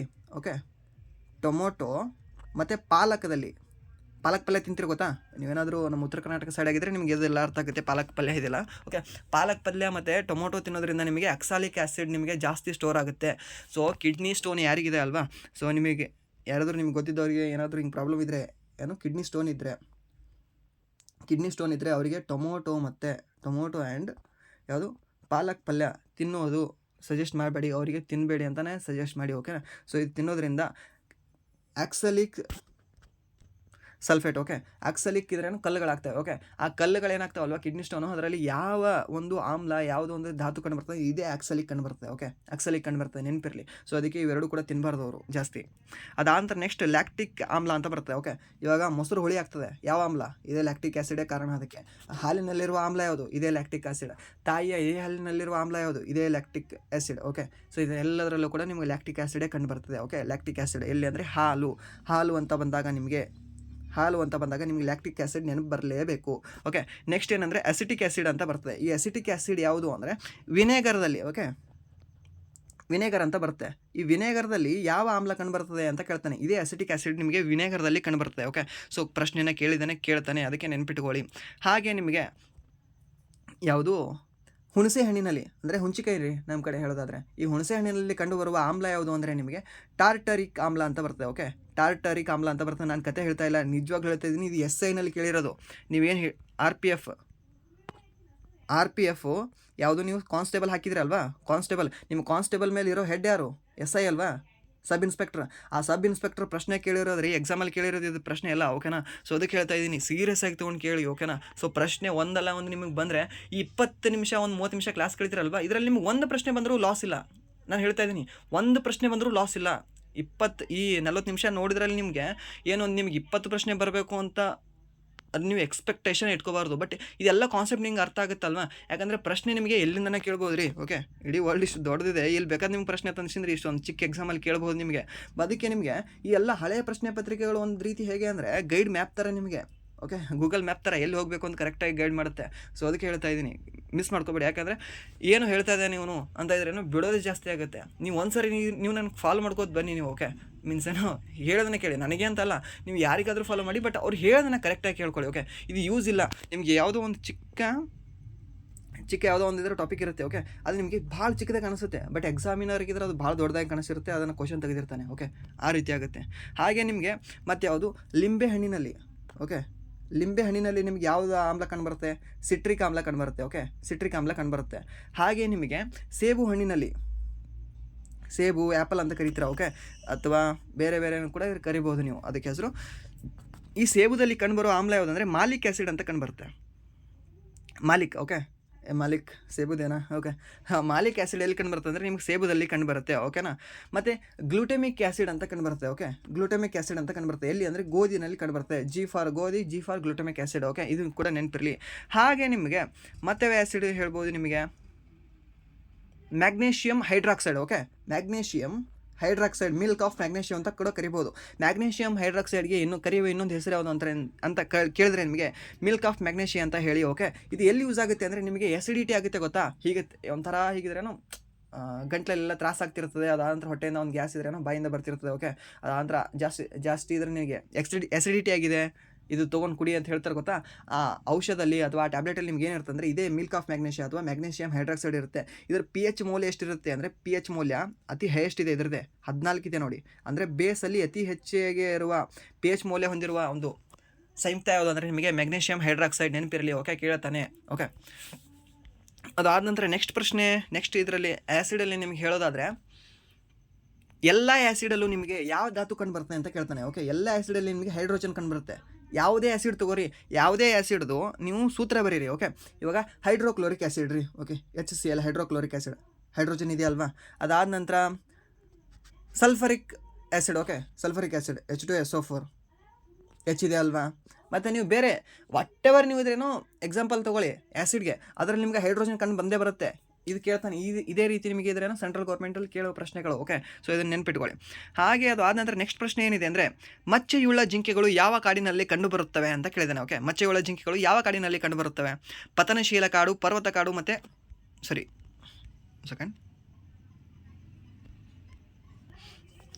ಇದು ಆಪ್ಷನ್ ಏನೋ ಸ್ವಲ್ಪ ರಿಪೀಟ್ ಆಗಿದೆ. ಓಕೆ, ಸೊ ಇದನ್ನು ಸ್ವಲ್ಪ ನಿಮಗೆ ಲಾಸ್ಟಿಗೆ ಹೇಳಿರ್ತೀನಿ, ಮೀನ್ಸ್ ಏನೋ ನೆಕ್ಸ್ಟ್ ಕ್ಲಾಸಲ್ಲಿ ನಿಮಗೆ ಹೇಳಿರ್ತೀನಿ, ಯಾಕಂದರೆ ಸ್ವಲ್ಪ ಟೈಮ್ ಮಾಡೋಲ್ಲಿ ಸ್ವಲ್ಪ ಮಿಸ್ಟೇಕ್ ಆಗಿದೆ. ಓಕೆ, ಸೊ ಇದಾದ ನಂತರ ನೆಕ್ಸ್ಟ್ ಪ್ರಶ್ನೆ ಏನಿದೆ ಅಂದರೆ PM ಸ್ವನಿಧಿ ಯೋಜನೆಯು ಎಷ್ಟು ವರ್ಷಗಳಲ್ಲಿ ಪೂರ್ಣಗೊಳ್ಳುತ್ತದೆ ಅಂತ ಕೇಳಿದ್ದಾನೆ. PM ಸ್ವನಿಧಿ ಏನಿದೆ ಅಲ್ವಾ, ಇದು ಎಷ್ಟು ವರ್ಷಗಳಲ್ಲಿ ಅಂದರೆ 3 ವರ್ಷಗಳಲ್ಲಿ ಪೂರ್ಣಗೊಳ್ಳುತ್ತದೆ. ಯಾವುದು? PM ಸ್ವನಿಧಿ. ಓಕೆ, ಸ್ವನಿಧಿ. ಹಾಗೆ PM ಸ್ವಾಮಿತ್ವ ಅಂತ ಬಂದಿದೆ. ಓಕೆ, PM ಸ್ವಾಮಿತ್ವ ಅಂತ ಸ್ವಾಮಿತ್ವ, SWAMITVA, ಓಕೆ, ಇದನ್ನು ಬರ್ಕೊಳ್ಳಿ, ಸ್ವಾಮಿತ್ವ ಅಂತ.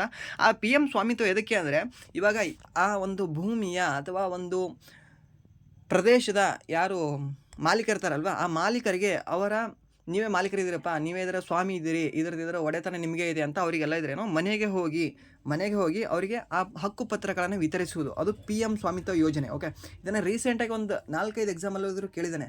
ಸ್ಟೇಟ್ ಗೌರ್ಮೆಂಟಲ್ಲಿ ಇದರಲ್ಲೂ ಕೂಡ ಒಂದು 2-3 ಎಕ್ಸಾಮಲ್ಲಿ ಕೇಳಿದ್ದಾನೆ ರೀಸೆಂಟಾಗಿ. ಅದಾದ ನಂತರ ಸೆಂಟ್ರಲ್ ಗೌರ್ಮೆಂಟಲ್ಲೂ ಕೂಡ ಲಾಸ್ಟ್ SSC MTS ನಡೀತಾವಲ್ವಾ, ಸೊ ಅದರಲ್ಲೂ ಕೂಡ ಕೇಳಿದ್ದ ಇದನ್ನು ಪ್ರಶ್ನೆ, ಯಾವುದು PM ಸ್ವಾಮಿತ್ವ, ಅದನ್ನು ಕೂಡ ನೆನ್ಪಿಟ್ಕೊಳ್ಳಿ. ಓಕೆ, ಅದಾದ ನಂತರ ಇನ್ನೊಂದು 2025ರ ಬಜೆಟ್ನಲ್ಲಿ, ಓಕೆ, ಬಜೆಟ್ ಯಾವುದು ಫೆಬ್ರವರಿ 1ರಂದು ಬಜೆಟ್ ಮಂಡಿಸಿರಲ್ವಾ, ಆ ಬಜೆಟ್ನಲ್ಲಿ ಒಂದು ಸ್ಕೀಮ್ ಬಂದಿದೆ, ಯಾವುದಂದರೆ ಪ್ರಧಾನಮಂತ್ರಿ ಧನಧಾನ್ಯ ಯೋಜನೆ ಅಂತ.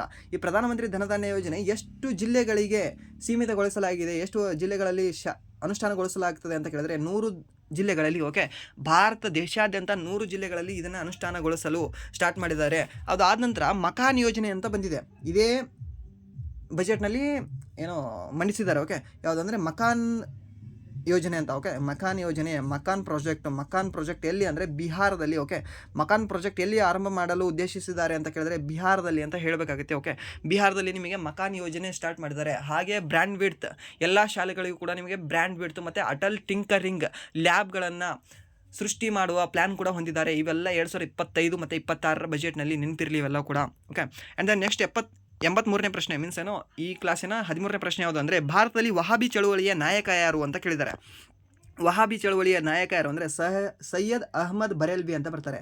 ಇವರು ವಹಾಬಿ ಚಳುವಳಿಯ ನಾಯಕರಾಗಿರ್ತಾರೆ. ಓಕೆ, ಸೊ ಇನ್ನೊಂದು ಈ ರೀತಿ ಪ್ರಶ್ನೆ ಕೇಳಿದ, ಇವ್ರ ಹೆಸರು ಕೆಲವೊಂದು ಕಡೆ ಕೇಳಿಲ್ಲ. ಹೇಗೆ ಕೇಳಿದಾನೆ ಅಂದರೆ, ವಹಾಬಿ ಚಳುವಳಿ ಯಾವ ಒಂದು ಜನಾಂಗಕ್ಕೆ ಸಂಬಂಧಿಸಿದೆ ಅಂತ ಕೇಳಿದ. ಓಕೆ, ಇದು ಅಲ್ಪಸಂಖ್ಯಾತರಿಗೆ ಸಂಬಂಧಿಸಿದ ಚಳುವಳಿ ಇದು. ಓಕೆ, ಅಲ್ಪಸಂಖ್ಯಾತರಿಗೆ ಅಥವಾ ಮುಸ್ಲಿಮರಿಗೆ ಸಂಬಂಧಿಸಿದ ಚಳುವಳಿ ಯಾವುದಂದರೆ ನಿಮಗೆ ವಹಾಬಿ ಚಳುವಳಿ ಅಂತ ಬರುತ್ತೆ. ಓಕೆ, ಅಲ್ಪಸಂಖ್ಯಾತರ ಅನ್ನೋದು ವರ್ಡ್ ರಾಂಗ್ ಆಗುತ್ತೆ, ಮುಸ್ಲಿಂ ಅಂತ ನೆನ್ಪಿಟ್ಕೊಳ್ಳಿ. ಯಾಕಂದರೆ ಇದು ವಹಾಬಿ ಚಳುವಳಿ ಅನ್ನೋದು ಮುಸ್ಲಿಂ ಜನಾಂಗಕ್ಕೆ, ಓಕೆ, ಆ ಧರ್ಮಕ್ಕೆ ಸಂಬಂಧಿಸಿದ ಚಳುವಳಿ ಇದು. ಯಾವುದು ಅಂದರೆ ಸರ್ ಸೈಯದ್ ಅಹ್ಮದ್ ಬರೇಲ್ವಿ ಅವರು ಸ್ಟಾರ್ಟ್ ಮಾಡಿದ ವಹಾಬಿ ಚಳುವಳಿ. ಇದು ಸ್ಟೇಟ್ ಗೌರ್ಮೆಂಟಲ್ಲಿ ಮತ್ತು ಸೆಂಟ್ರಲ್ ಗೌರ್ಮೆಂಟಲ್ಲೂ ಕೂಡ ಇದೇ ರೀತಿ ಪ್ರಶ್ನೆಯನ್ನು ತೆಗೆದಿದ್ದ. ಓಕೆ, ಸೊ ಇದು ನೆನಪಿರಲಿ.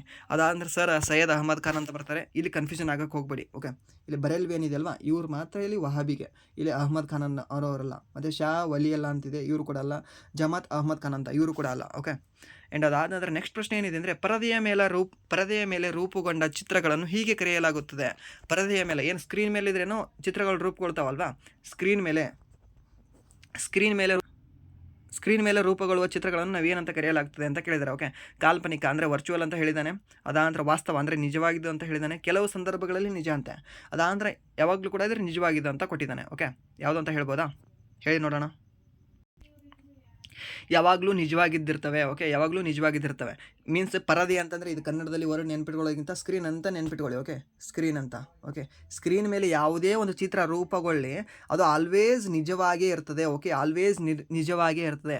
ಸ್ಕ್ರೀನ್ ಮೇಲೆ ಅಂದರೆ ಆಲ್ವೇಸ್ ನಿಜವಾಗಿಯೇ ಇರ್ತದೆ. ಸ್ಕ್ರೀನ್ ಮೇಲೆ ಅಂದರೆ ಆಲ್ವೇಸ್ ನಿಜವಾಗಿರ್ತದೆ. ಸ್ಕ್ರೀನ್ ಮೇಲೆ ಅಂದರೆ ಆಲ್ವೇಸ್ ನಿಜವಾಗಿರ್ತದೆ.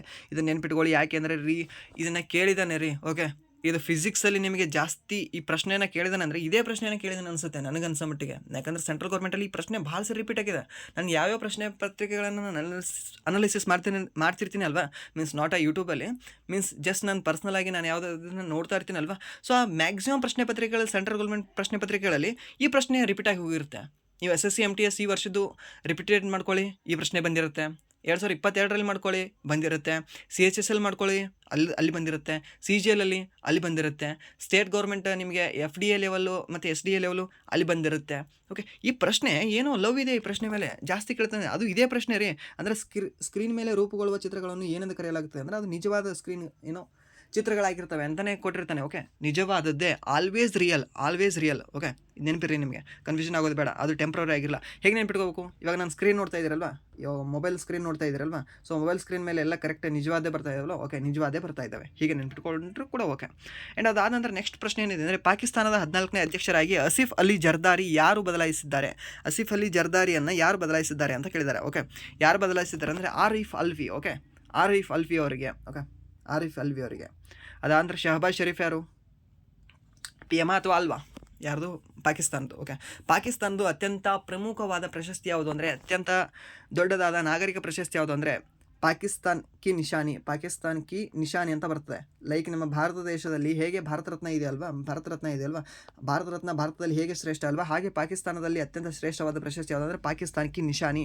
ಈ ಎರಡೂ ಪ್ರಶಸ್ತಿಯನ್ನು ತಗೊಂಡ ಏಕೈಕ ಯಾರು ಅಂದರೆ ಮೊರಾರ್ಜಿ ದೇಸಾಯಿ ಅವರು. ಎರಡೂ ಪ್ರಶಸ್ತಿಯನ್ನು ತಗೊಂಡ ಜಗತ್ತಿನಲ್ಲಿ ಏಕೈಕ, ಯಾರಿಗೂ ಕೊಟ್ಟಿಲ್ಲ ಎರಡೂ ಪ್ರಶಸ್ತಿ. ಒಂದು ಪಾಕಿಸ್ತಾನಕ್ಕೆ ನಿಶಾನಿ ಆದರೂ ಸಿಕ್ಕಿರುತ್ತೆ ಅವರಿಗೆ, ಪಾಕಿಸ್ತಾನದವ್ರಿಗೆ, ಅಥವಾ ಇಂಡಿಯನ್ಗೆ ಅವರಿಗೆ ಆದರೆ ಭಾರತ ರತ್ನ ಸಿಕ್ಕಿರುತ್ತೆ. ಎರಡನ್ನೂ ತಗೊಂಡ ವ್ಯಕ್ತಿ ಯಾರು ಅಂದರೆ ಮೊರಾರ್ಜಿ ದೇಸಾಯಿ ಅವರು. ಓಕೆ, ಮೊರಾರ್ಜಿ ಸ್ಕೂಲ್ ಇದೆ ಅಲ್ವಾ, ಸೊ ಅದೇ ಮೊರಾರ್ಜಿ ದೇಸಾಯಿ ಅವರು 1977ರಲ್ಲಿ ಫಸ್ಟ್ ಟೈಮ್ ಪ್ರಧಾನಮಂತ್ರಿ ಆಗ್ತಾರಲ್ವಾ, ಸೊ ಅವರಿಗೆ ಕೊಟ್ಟಿದ್ದಾರೆ ಪಾಕಿಸ್ತಾನದವರು, ಸರಿನಾ. ಸೊ ಅದಾದ ನೆಕ್ಸ್ಟ್ ಪ್ರಶ್ನೆ ಏನಿದೆ ಅಂದರೆ ರಾಷ್ಟ್ರಕೂಟ ಆಡಳಿತ ಘಟಕಗಳ ಸರಿಯಾದ ಆರೋಹಣ ಕ್ರಮ ಯಾವುದು ಅಂತ ಕೊಟ್ಟಿದ್ದಾನೆ. ಅಂದರೆ ರಾಷ್ಟ್ರಕೂಟದಲ್ಲಿ ಇವಾಗ ನೋಡ್ರಿ, ಭಾರತದಲ್ಲಿ ಆರೋಹಣ ಕ್ರಮ ಹೆಂಗಿದೆ, ಮೊದಲು ಗ್ರಾಮ ಇದೆ, ಗ್ರಾಮ ಪಂಚಾಯತಿ, ತಾಲೂಕು ಅಂತ ಬರುತ್ತೆ, ಜಿಲ್ಲೆ ಅಂತ ಬರುತ್ತೆ, ಅದಾನಂತರ ಸ್ಟೇಟ್ಗಳು, ರಾಜ್ಯಗಳು ಅಂತ ಬರುತ್ತೆ, ಮೇಲೆ ಇದ್ರೇನು ಒಂದು ದೇಶ ಅಂತ ಬರುತ್ತೆ, ಮೀನ್ಸ್ ಅಂದರೆ ಸೆಂಟ್ರಲ್ ದೇಶ ಅಂತ ಬರುತ್ತೆ. ಇದೇ ಆರೋಹಣ ಕ್ರಮ ಇದೆ ಅಲ್ವಾ, ಸರಿನಾ. ಅವರೋಹಣ ಕ್ರಮ ಅಂದರೆ ಈಗ ಬರುತ್ತೆ, ಉಲ್ಟಾ ಬರುತ್ತೆ. ಬಟ್ ಇಲ್ಲಿ ಆರೋಹಣ ಕ್ರಮ ಕೇಳಿದ್ದಾನೆ, ಅಂದರೆ ಕಡಿಮೆಯಿಂದ ಮೇಲಿಗೆ ಅಂತ. ಓಕೆ, ಯಾವುದು ಅಂದರೆ ಫಸ್ಟು ನಿಮಗೆ ಇಲ್ಲಿ ಹೇಳಿಬಿಡಿದೆ ಭುಕ್ತಿ. ಓಕೆ, ಭುಕ್ತಿ ಅಂದರೆ ಈಗಿನ ಗ್ರಾಮಗಳು ಅಂದಂಗೆ. ಓಕೆ, ಭುಕ್ತಿ. ವಿಷಯ ಅಂದರೆ ತಾಲೂಕು ಅಂದಂಗೆ. ಓಕೆ, ಸಾರಿ, ವಿಷಯ ಅಂದರೆ ಜಿಲ್ಲೆ ಅನ್ನಂಗೆ. ಓಕೆ, ಅದಾಂದ್ರೆ ರಾಜ್ಯ ಅಂತ. ಈ ರೀತಿಯ ಆರೋಹಣ ಕ್ರಮ ಮಾಡ್ಕೊಂಡಿದ್ರು ಯಾರು, ಭುಕ್ತಿ, ವಿಷಯ, ರಾಜ್ಯ ಅಂತ. ಓಕೆ, ಭುಕ್ತಿ, ವಿಷಯ, ರಾಜ್ಯ ಇದೇ ರೀತಿ ಇದ್ರೇನೋ ಬಯಟ್ ಹಾಕಿ ರಟ್ಟ ಹಾಕಿ ನೀವು ಹೇಗೆ ನೀವು ಅರ್ಥ ಮಾಡ್ಕೋಬೇಕಂದ್ರೆ ಇದು ನಿಮ್ಗೆ ನೆನಪಿಳಿಯಲ್ಲ ರೀ, ಕೆಲವೊಂದು ನೀವು ರಟ್ಟ ಹಾಕಲೇಬೇಕಾಗತ್ತೆ. ಏನು ಸರ್ ನೀವು ಹಿಂಗೆ ಹೇಳ್ತಿದ್ದೀರಾ, ಪ್ರಾಕ್ಟಿಕಲ್ ಆಗಿರಿ. ಓಕೆ, ಜಾಸ್ತಿ ಸೀರಿಯಸ್ ಆಗಿಬಿಡಿ. ಓಕೆ, ಪ್ರಾಕ್ಟಿಕಲ್ ಆಗಿ ರಟ್ಟ ಹೊಡಿರಿ. ನಿಮ್ಗೆ ಕ್ವಶನ್ ಬಂತಾ ರೈಟ್ ಹಾಕ್ಬಿಡ್ಬೇಕಷ್ಟೇ. ಏನು ನಿಮಗೇನು ನೀವು ಜಾಬ್ ಆದ ನಂತರ ಯಾರೋ ಒಬ್ಬ ನಿಮಗೆ ಮುಂದೆ ಬರ್ತಾನೆ, ಅಥವಾ ಏನೋ ಒಂದು ನೀವು ವರ್ಕ್ ಮಾಡ್ತಿರ್ತೀರ, ಹೇಳು ಗುರು ಇದನ್ನು ಕರೆಕ್ಟಾಗಿ ಹೇಳು, ನಾನು ಹಿಂಗೆ ಬಿಟ್ಬಿಡ್ತೀನಿ ಅಂತ ಹೇಳೋಕ್ಕಾಗತ್ತಾ? ಅಲ್ಲ, ಜಸ್ಟ್ ನಿಮಗಿದ್ರೇನೋ ಟೆಸ್ಟ್ ಮಾಡ್ತಾ ಇದ್ದಾನೆ ಅಷ್ಟೇ. ನೀವು ರಟ್ಟ ಹೊಡೀರಿ ಅಥವಾ ಇದ್ರೆ ತಿಳ್ಕೊಂಡು ಹೋಗಿ, ಮ್ಯಾಟ್ರ್ ಆಗಲ್ಲ. ಬಟ್ ಇದು ಇಂಥವೆಲ್ಲ ನೀವು ರಟ್ಟ ಹೊಡಿಲೇಬೇಕಾಗತ್ತೆ, ರಟ್ಟ ಹೊಡ್ಕೊಂಡು ಹೋಗಿ ಅಷ್ಟೇ. ಓಕೆ, ಆ್ಯಂಡ್ ದೆನ್ ನೆಕ್ಸ್ಟ್ ಪ್ರಶ್ನೆ ಏನಿದೆ ಅಂದರೆ ನವಶಿಲಾಯುಗದ ತಾಣ ಬಿರಾನ ಯಾವ ರಾಜ್ಯದಲ್ಲಿದೆ ಅಂತ ಕೇಳಿದ್ದಾನೆ. ಓಕೆ, ಯಾವ ರಾಜ್ಯದಲ್ಲಿ ಕಂಡು ಬರುತ್ತೆ? ರಾಜಸ್ಥಾನ, ಗುಜರಾತ, ಮಧ್ಯಪ್ರದೇಶ ಮತ್ತು ಹರಿಯಾಣ ಅಂತ ಕೊಟ್ಟಿದ್ದಾರೆ. ಓಕೆ, ನವಶಿಲಾಯುಗ. ಓಕೆ, ಈ ನವಶಿಲಾಯುಗಕ್ಕೆ ಕನ್ನಡದಲ್ಲಿ ಇಂಗ್ಲೀಷಲ್ಲಿ ಏನಂತ ಕರೀತಾರೆ ಅಂತ ಕೇಳಿದರು, ನಿಯೋಲಿಥಿಕ್ ಏಜ್ ಅಂತ ಕರೀತಾರೆ. ಓಕೆ, ಯಾವುದು ನಿಯೋಲಿಥಿಕ್ ಏಜ್ ಅಂತ ಕರೀತಾರೆ. ನಿಯೋಲಿಥಿಕ್ ಏಜ್ ಯಾವುದು ಅಂದರೆ ನವಶಿಲಾಯುಗದ ಅವಧಿಯನ್ನು ನಾವು ನಿಯೋಲಿಥಿಕ್ ಏಜ್ ಅಂತ ಕರಿತೀವಿ ಇಂಗ್ಲೀಷಲ್ಲಿ, ಸರಿನಾ. ಸೊ ಅದಾದ ನಂತರ ರಾಜಸ್ಥಾನ, ಗುಜರಾತ, ಮಧ್ಯಪ್ರದೇಶ, ಹರಿಯಾಣ ಕೊಟ್ಟಿದ್ದಾರಲ್ವಾ. ಈ ಬಿರಾಣ ಅನ್ನುವ ಸ್ಥಳ ಎಲ್ಲಿ ಕಂಡು ಬರುತ್ತೆ ಅಂದರೆ ನಿಮಗೆ ಹರಿಯಾಣದಲ್ಲಿ ಕಂಡು ಬರುತ್ತೆ. ಓಕೆ, ಬಿರಾಣ ಅನ್ನುವ ಸ್ಥಳ ನಿಮಗೆ ಎಲ್ಲಿ ಕಂಡು ಬರುತ್ತೆ ಅಂದರೆ ಹರಿಯಾಣದಲ್ಲಿ ಕಂಡು ಬರ್ತಕ್ಕಂಥ ಸ್ಥಳ ಯಾವುದು ಅಂದರೆ ನಿಮಗೆ ಬಿರಾಣ. ಓಕೆ, ಬಿರಾಣ. ಅದಾದ ನಂತರ ಬಿಂಬೆಟ್ಕಾ ಬೆಟ್ಟಗಳು ಎಲ್ಲಿ ಕಂಡು ಬರ್ತವೆ ಅಂದರೆ ಮಧ್ಯಪ್ರದೇಶದಲ್ಲಿ ಬಿಂಬೆಟ್ಕಾ ಬೆಟ್ಟಗಳು ಕಂಡು ಬರ್ತವೆ. ಗುಜರಾತಲ್ಲಿ ಗಿರ್ ಶಾಸನಗಳು, ಗಿರ್ ಅನ್ನುವ ಪ್ರದೇಶ ಕಂಡು ಬರ್ತದೆ. ಮತ್ತು ಗಿರ್ ಪ್ರದೇಶ ಸಿಂಹಗಳಿಗೆ ಫೇಮಸ್ ಆಗಿದೆ. ಅದಾದ ನಂತರ ರಾಜಸ್ಥಾನದಲ್ಲಿ ಕಾಲಿಬಂಗನ ಸಿಂಧು ಪ್ರದೇಶ ಕಂಡು ಬರ್ತದೆ. ಗುಜರಾತಲ್ಲಿ ಧೋಲವೀರ ಕಂಡು ಬರ್ತದೆ. ಲೋಥಾಲ್ ಏಕೈಕ ಸಿಂಧು ನಾಗರಿಕತೆಯ ಏಕೈಕ ಹಡಗುಕಟ್ಟೆ ಯಾವುದು ಅಂದರೆ ಲೋಥಾಲು. ಓಕೆ, ಆ ಲೋಥಾಲ್ ಕಂಡು ಬರೋದಲ್ಲಿ ಅಂದರೆ ಇದೇ ಗುಜರಾತಲ್ಲಿ. ಅದಾನಂತರ ಇದೇ ಲೋಥಾಲ್ದಲ್ಲಿ ನಿಮಗೆ ಅಕ್ಕಿಯ ಚೂರು ರಾಗಿಯ ಚೂರುಗಳು ಸಿಕ್ಕಿದ್ದಾವೆ. ಈ ರಾಜಸ್ಥಾನದಲ್ಲಿ ನಿಮಗೆ ಒಂಟೆಯ ಅಸ್ಥಿ ಪಂಜರ ಸಿಕ್ಕಿದೆ. ಅದಾದ ನಂತರ ನಿಮಗೆ ಹೋಮಕುಂಡಗಳು ದೊರೆತಿದ್ದಾವೆ. ಎಲ್ಲಿ? ಇದೇ ರಾಜಸ್ಥಾನದಲ್ಲಿ, ಸರಿಯಾಣ. ಅದಾದ ನಂತರ ಈ ಹರಿಯಾಣದ ಬನವಾಲಿ. ಓಕೆ, ಹರಿಯಾಣದಲ್ಲಿ ಕಂಡು ಬರ್ತಕ್ಕಂಥ ಸಿಂಧು ನಾಗರಿಕತೆಯ ಒಂದು ಸ್ಥಳ ಯಾವುದು ಅಂದರೆ ಬನವಾಲಿ ಅಂತ ಬರುತ್ತೆ. ಓಕೆ, ಯಾವುದು? ಬನವಾಲಿ. ಈ ಬನವಾಲಿಯಲ್ಲಿ ನಿಮಗೆ ಯಾವ ಚೂರುಗಳು ಸಿಕ್ಕಿದ್ದಾವೆ, ಯಾವ ಧಾನ್ಯಗಳ ಚೂರುಗಳು ಸಿಕ್ಕಿದ್ದಾವೆ ಅಂತ ಕಮೆಂಟ್ ಮಾಡ್ಬೋದಾ? ಕಮೆಂಟ್ ಮಾಡಿ ನೋಡೋಣ. ಅದಾದ ನಂತರ ರಾಕಿಗರಿ ಅಂತ ಬರುತ್ತೆ. ಓಕೆ, ಪಂಜಾಬ್ನ ರಾಕಿಗರಿ ಅಂತ ಬರುತ್ತೆ. ಈ ರಾಕಿಗರಿಯಲ್ಲಿ ರೀಸೆಂಟಾಗಿ ಅತಿ ದೊಡ್ಡ ನಿಮಗೆ ಕೊಳ ಸಿಕ್ಕಿದೆ ನಿಮಗೆ. ಓಕೆ, ನೀರಿನ ಸಂಗ್ರಹಣೆ ಮಾಡತಕ್ಕಂತಹ ಕೊಳ ಸಿಕ್ಕಿದೆ. ನೀವು ಹೇಳ್ಬೋದು ಸರ್ ಧೋಲವೀರದಲ್ಲಿ ಅತ್ಯಂತ ದೊಡ್ಡವಾದ ನೀರಿನ ಸಂಗ್ರಹಣೆ ಸ್ಥಳ ಇದೆ ಅಂತ. ನಾನು ಹೇಳ್ತಾ ಇರೋದು ರೀಸೆಂಟ್ ಅಂತ ನಿಮಗೆ ಯೂಸ್ ಮಾಡಿದರೆ ರಾಕಿಗರಿ ಆಗುತ್ತೆ. ಧೋಲವೀರ ನಂತರ ನಿಮಗೆ ಯಾವುದು ಅಂದರೆ ಇದೇ ರಾಕಿಗರಿಯಲ್ಲಿ ನೀರಿನ ಕೊಳ ನಿಮಗೆ ಕಂಡು ಬರುತ್ತೆ. ಓಕೆ, ಕೇಳ್ಬೋದು, ಯಾಕಂದರೆ ರೀಸೆಂಟಾಗಿ ಅದು ಅನ್ವೇಷಣೆ ಮಾಡಿದ್ದಾರೆ. ಸೊ ಅದಕ್ಕೆ ಕರೆಂಟ್ ಅಫೇರ್ಸ್ ರಿಲೇಟೆಡ್ ನಿಮಗೆ ಪ್ರಶ್ನೆಯನ್ನು ಕೇಳ್ಬೋದಲ್ವಾ, ಸೊ ಅದಕ್ಕೆ ಹೇಳ್ತಾ ಇದ್ದೀನಿ. ಆ್ಯಂಡ್ ದೆನ್ ನೆಕ್ಸ್ಟ್ ಪ್ರಶ್ನೆ ಏನಿದೆ ಅಂದರೆ 30 ಕೋಟಿಗಿಂತ ಹೆಚ್ಚು ಜನಸಂಖ್ಯೆ ಹೊಂದಿರುವ ರಾಜ್ಯಗಳು ಯಾವುದು ಅಂತ ಕೇಳಿದ್ದಾನೆ. ಅಂದರೆ ರಾಜ್ಯದಲ್ಲಿ 30 ಕೋಟಿಗಿಂತ ಹೆಚ್ಚು ಜನಸಂಖ್ಯೆ ಹೊಂದಿರಬೇಕಂತೆ. ಯಾವುದಾದ್ರು ರಾಜ್ಯ ಸರ್? ಏನ್ರಿ ತಪ್ಪಾಗೆಲ್ಲ ಹೇಳ್ಕೊಡ್ತೀರಾ? ನಾವು 19 ಕೋಟಿ ಅಂತ ಉತ್ತರ ಪ್ರದೇಶದ ಅತಿ ಹೆಚ್ಚಿದ್ದು ಓದಿದ್ದೀವಿ, 30 ಕೋಟಿ ಅಂತ ಕೊಟ್ಟರೆ ರಾಂಗ್ ಆಗಲ್ವಾ? ಹೌದಾ? ಓಕೆ, ಹೇಳ್ಬೋದಾ? ಸೊ ಅದು 2011 ಪ್ರಕಾರ ಕೇಳಿಲ್ಲ, ಇವಾಗಿನ ಪ್ರಕಾರ ಕೇಳಿದ್ದಾನೆ. ಓಕೆ, ಇವಾಗಿನ ಪ್ರಕಾರ ಕೇಳಿದ್ದಾನೆ. ಸೊ ನೀವು ಇವಾಗಿನ ಪ್ರಕಾರ ಆದರೂ ಕೇಳಿ, 2011 ಪ್ರಕಾರ ಆದರೂ ಕೇಳಿ, ನಿಮ್ಗೆ ಒಂದಾದರೂ ಗೆಸ್ ಮಾಡೋಕ್ಕೆ ಬರ್ತದಲ್ವಾ? 2011 ಪ್ರಕಾರನೇ ಹೇಳಿ. ಅತಿ ಹೆಚ್ಚು ಜನಸಂಖ್ಯೆ ಹೊಂದಿರುವ ರಾಜ್ಯಗಳು ಯಾವುದು ಹೇಳಿ?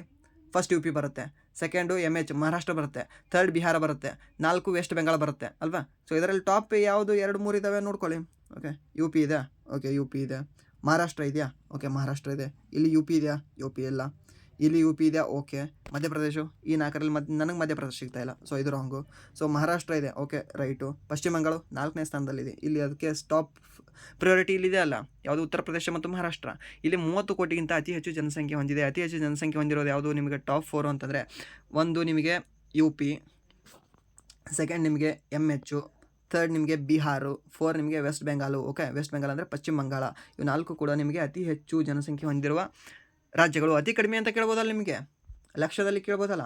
First Goa, second Sikkim, third Tripura, fourth Nagaland. ನೆನ್ಪಿಡ್ತದ? ಹೇಗೆ ನೆನ್ಪಿಟ್ಕೋಬೇಕು? ಹೇಗಿಲ್ಲ ರೀ, GST ಅಂತ ನೆನ್ಪಿಟ್ಕೊಳ್ಳಿ. ಗೂಡ್ಸ್ ಆ್ಯಂಡ್ ಸರ್ವಿಸ್ ಟ್ಯಾಕ್ಸ್ ಅಲ್ಲ ಇದು. ಗೋವಾ, ಸಿಕ್ಕಿಂ, ತ್ರಿಪುರ ಅತಿ ಕಡಿಮೆ ಜನಸಂಖ್ಯೆ ಹೊಂದಿರುವ ರಾಜ್ಯಗಳು. ಓಕೆ, ಸೊ ಈ ರೀತಿ ನೀವು ನೆನ್ಪಿಟ್ಕೋಬೋದು.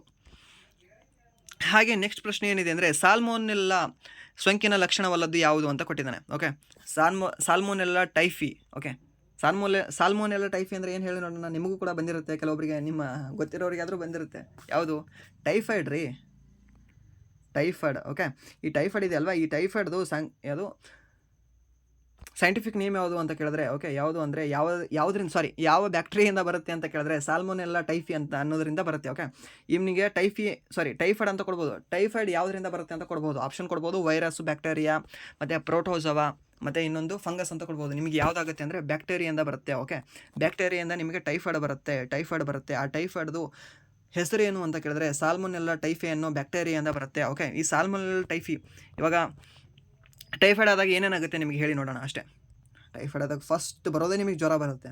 ಓಕೆ, ಟೈಫಾಯ್ಡ್ ಆದಾಗ ಫಸ್ಟ್ ಬರೋದೇ ಜ್ವರ ಬಂದಿರುತ್ತೆ. ನಿಮಗೆ ಬಂದಿದ್ದರೆ ಅವರಂಥ ಲೆಕ್ಕನೇ ಇರೋಲ್ಲ. ಹೇಗೆ ಗೊತ್ತಾ, ಇಲ್ಲಿ ಒಂದು ಆನ್ಸರ್ ಬರ್ತಿತ್ತು, ನಿಮಗೆ 1 ಮಾರ್ಕ್ಸ್ ಬರ್ತಿತ್ತು. ಯಾವುದು ನಿಮ್ಮ RPF SI ಆಗಿರ್ತಿದ್ರೆ ಆಲ್ರೆಡಿ. ಅದಾಂದ್ರೆ ಅತಿಸಾರ. ಓಕೆ, ಅತಿಸಾರ ಆಗುತ್ತೆ. ಅದಾಂದ್ರೆ ಕಿಬ್ಬೊಟ್ಟೆ ಸೆಳೆತ. ಓಕೆ, ಈ ಕಿಬ್ಬೊಟ್ಟೆ ಏನಿದೆ ಅಲ್ವಾ, ಇದು ನಿಮಗೆ ಸೆಳೆದಂಗೆ ಆಗುತ್ತೆ, ಒಂದು ರೀತಿ ಹಿಡಿದುಕೊಂಡು ಎಳ್ದಂಗೆ ಆಗುತ್ತೆ. ಓಕೆ, ಅದು ಕೂಡ ಆಗ್ತದೆ. ಇದು ಆದವರಿಗೆ ಗೊತ್ತಾಗುತ್ತೆ ಇದೆಲ್ಲ ಹೇಳೋದು. ಬಟ್ ವಾಂತಿ ಆಗೋದಿಲ್ಲ. ನೀವು ನೋಡಿ, ಟೈಫಾಯ್ಡ್ ಆದವರಿಗೆ ಇದ್ದರೆ ಯಾವಾಗಲೂ ಕೂಡ ವಾಂತಿ ಆಗಿರೋದಿಲ್ಲ. ಬೇರೆ ನಿಮ್ಗೆ ಆರಾಮ್ ತಪ್ಪಿದರೆ ನಿಮ್ಗೆ ವಾಂತಿ ಆಗಿರುತ್ತೆ.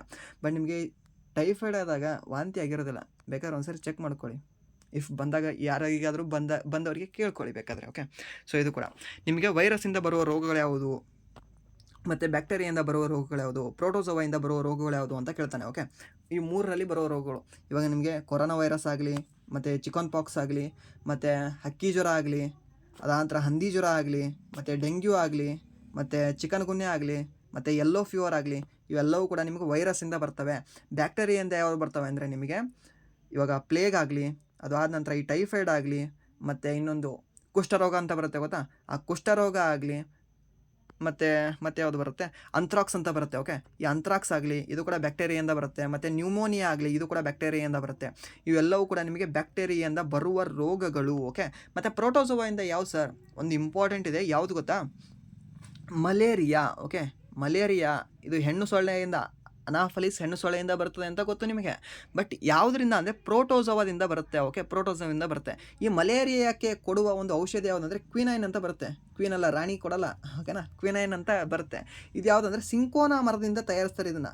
ಈ ಔಷಧಿ ಏನಿದೆ ಅಲ್ವಾ, ಸಿಂಕೋನಾ ಮರದಿಂದ. ನಾನು ಬರೆಯುವಾಗ ಸ್ವಲ್ಪ ಎಲ್ಲ ನಂದು ಕನ್ನಡದಲ್ಲೇ ಕರೆಕ್ಟ್ ಆಗ್ತಿದೆ, ನೀವು ಪ್ಲೀಸ್ ಬರ್ಕೊಳ್ಳಿ. ಓಕೆ, ಸಿಂಕೋನಾ ಮರದಿಂದ ತಯಾರಿಸಿರ್ತಕ್ಕಂತಹ ಔಷಧಿಯಾದ ಕ್ವಿನೈನನ್ನು ಮಲೇರಿಯಾ ಗುಣಮುಕ್ತವಾಗಿಸಲು, ಓಕೆ, ಮಲೇರಿಯಾ ಬಂದ ವ್ಯಕ್ತಿಗೆ ಕೊಡಲಾಗುತ್ತದೆ. ಆ ಔಷಧಿ ಯಾವುದು ಅಂದರೆ ಕ್ವಿನೈನ್ ಅನ್ನೋದು. ಓಕೆ, ಯಾವುದು, ಮಲೇರಿಯಾ ಯಾವುದರಿಂದ ಬರುತ್ತದೆ, ಪ್ರೋಟೋಜೋವಾಯಿಂದ ಬರುತ್ತದೆ. ಓಕೆ, ಇದೆಲ್ಲ ನೆನಪಿರಲಿ.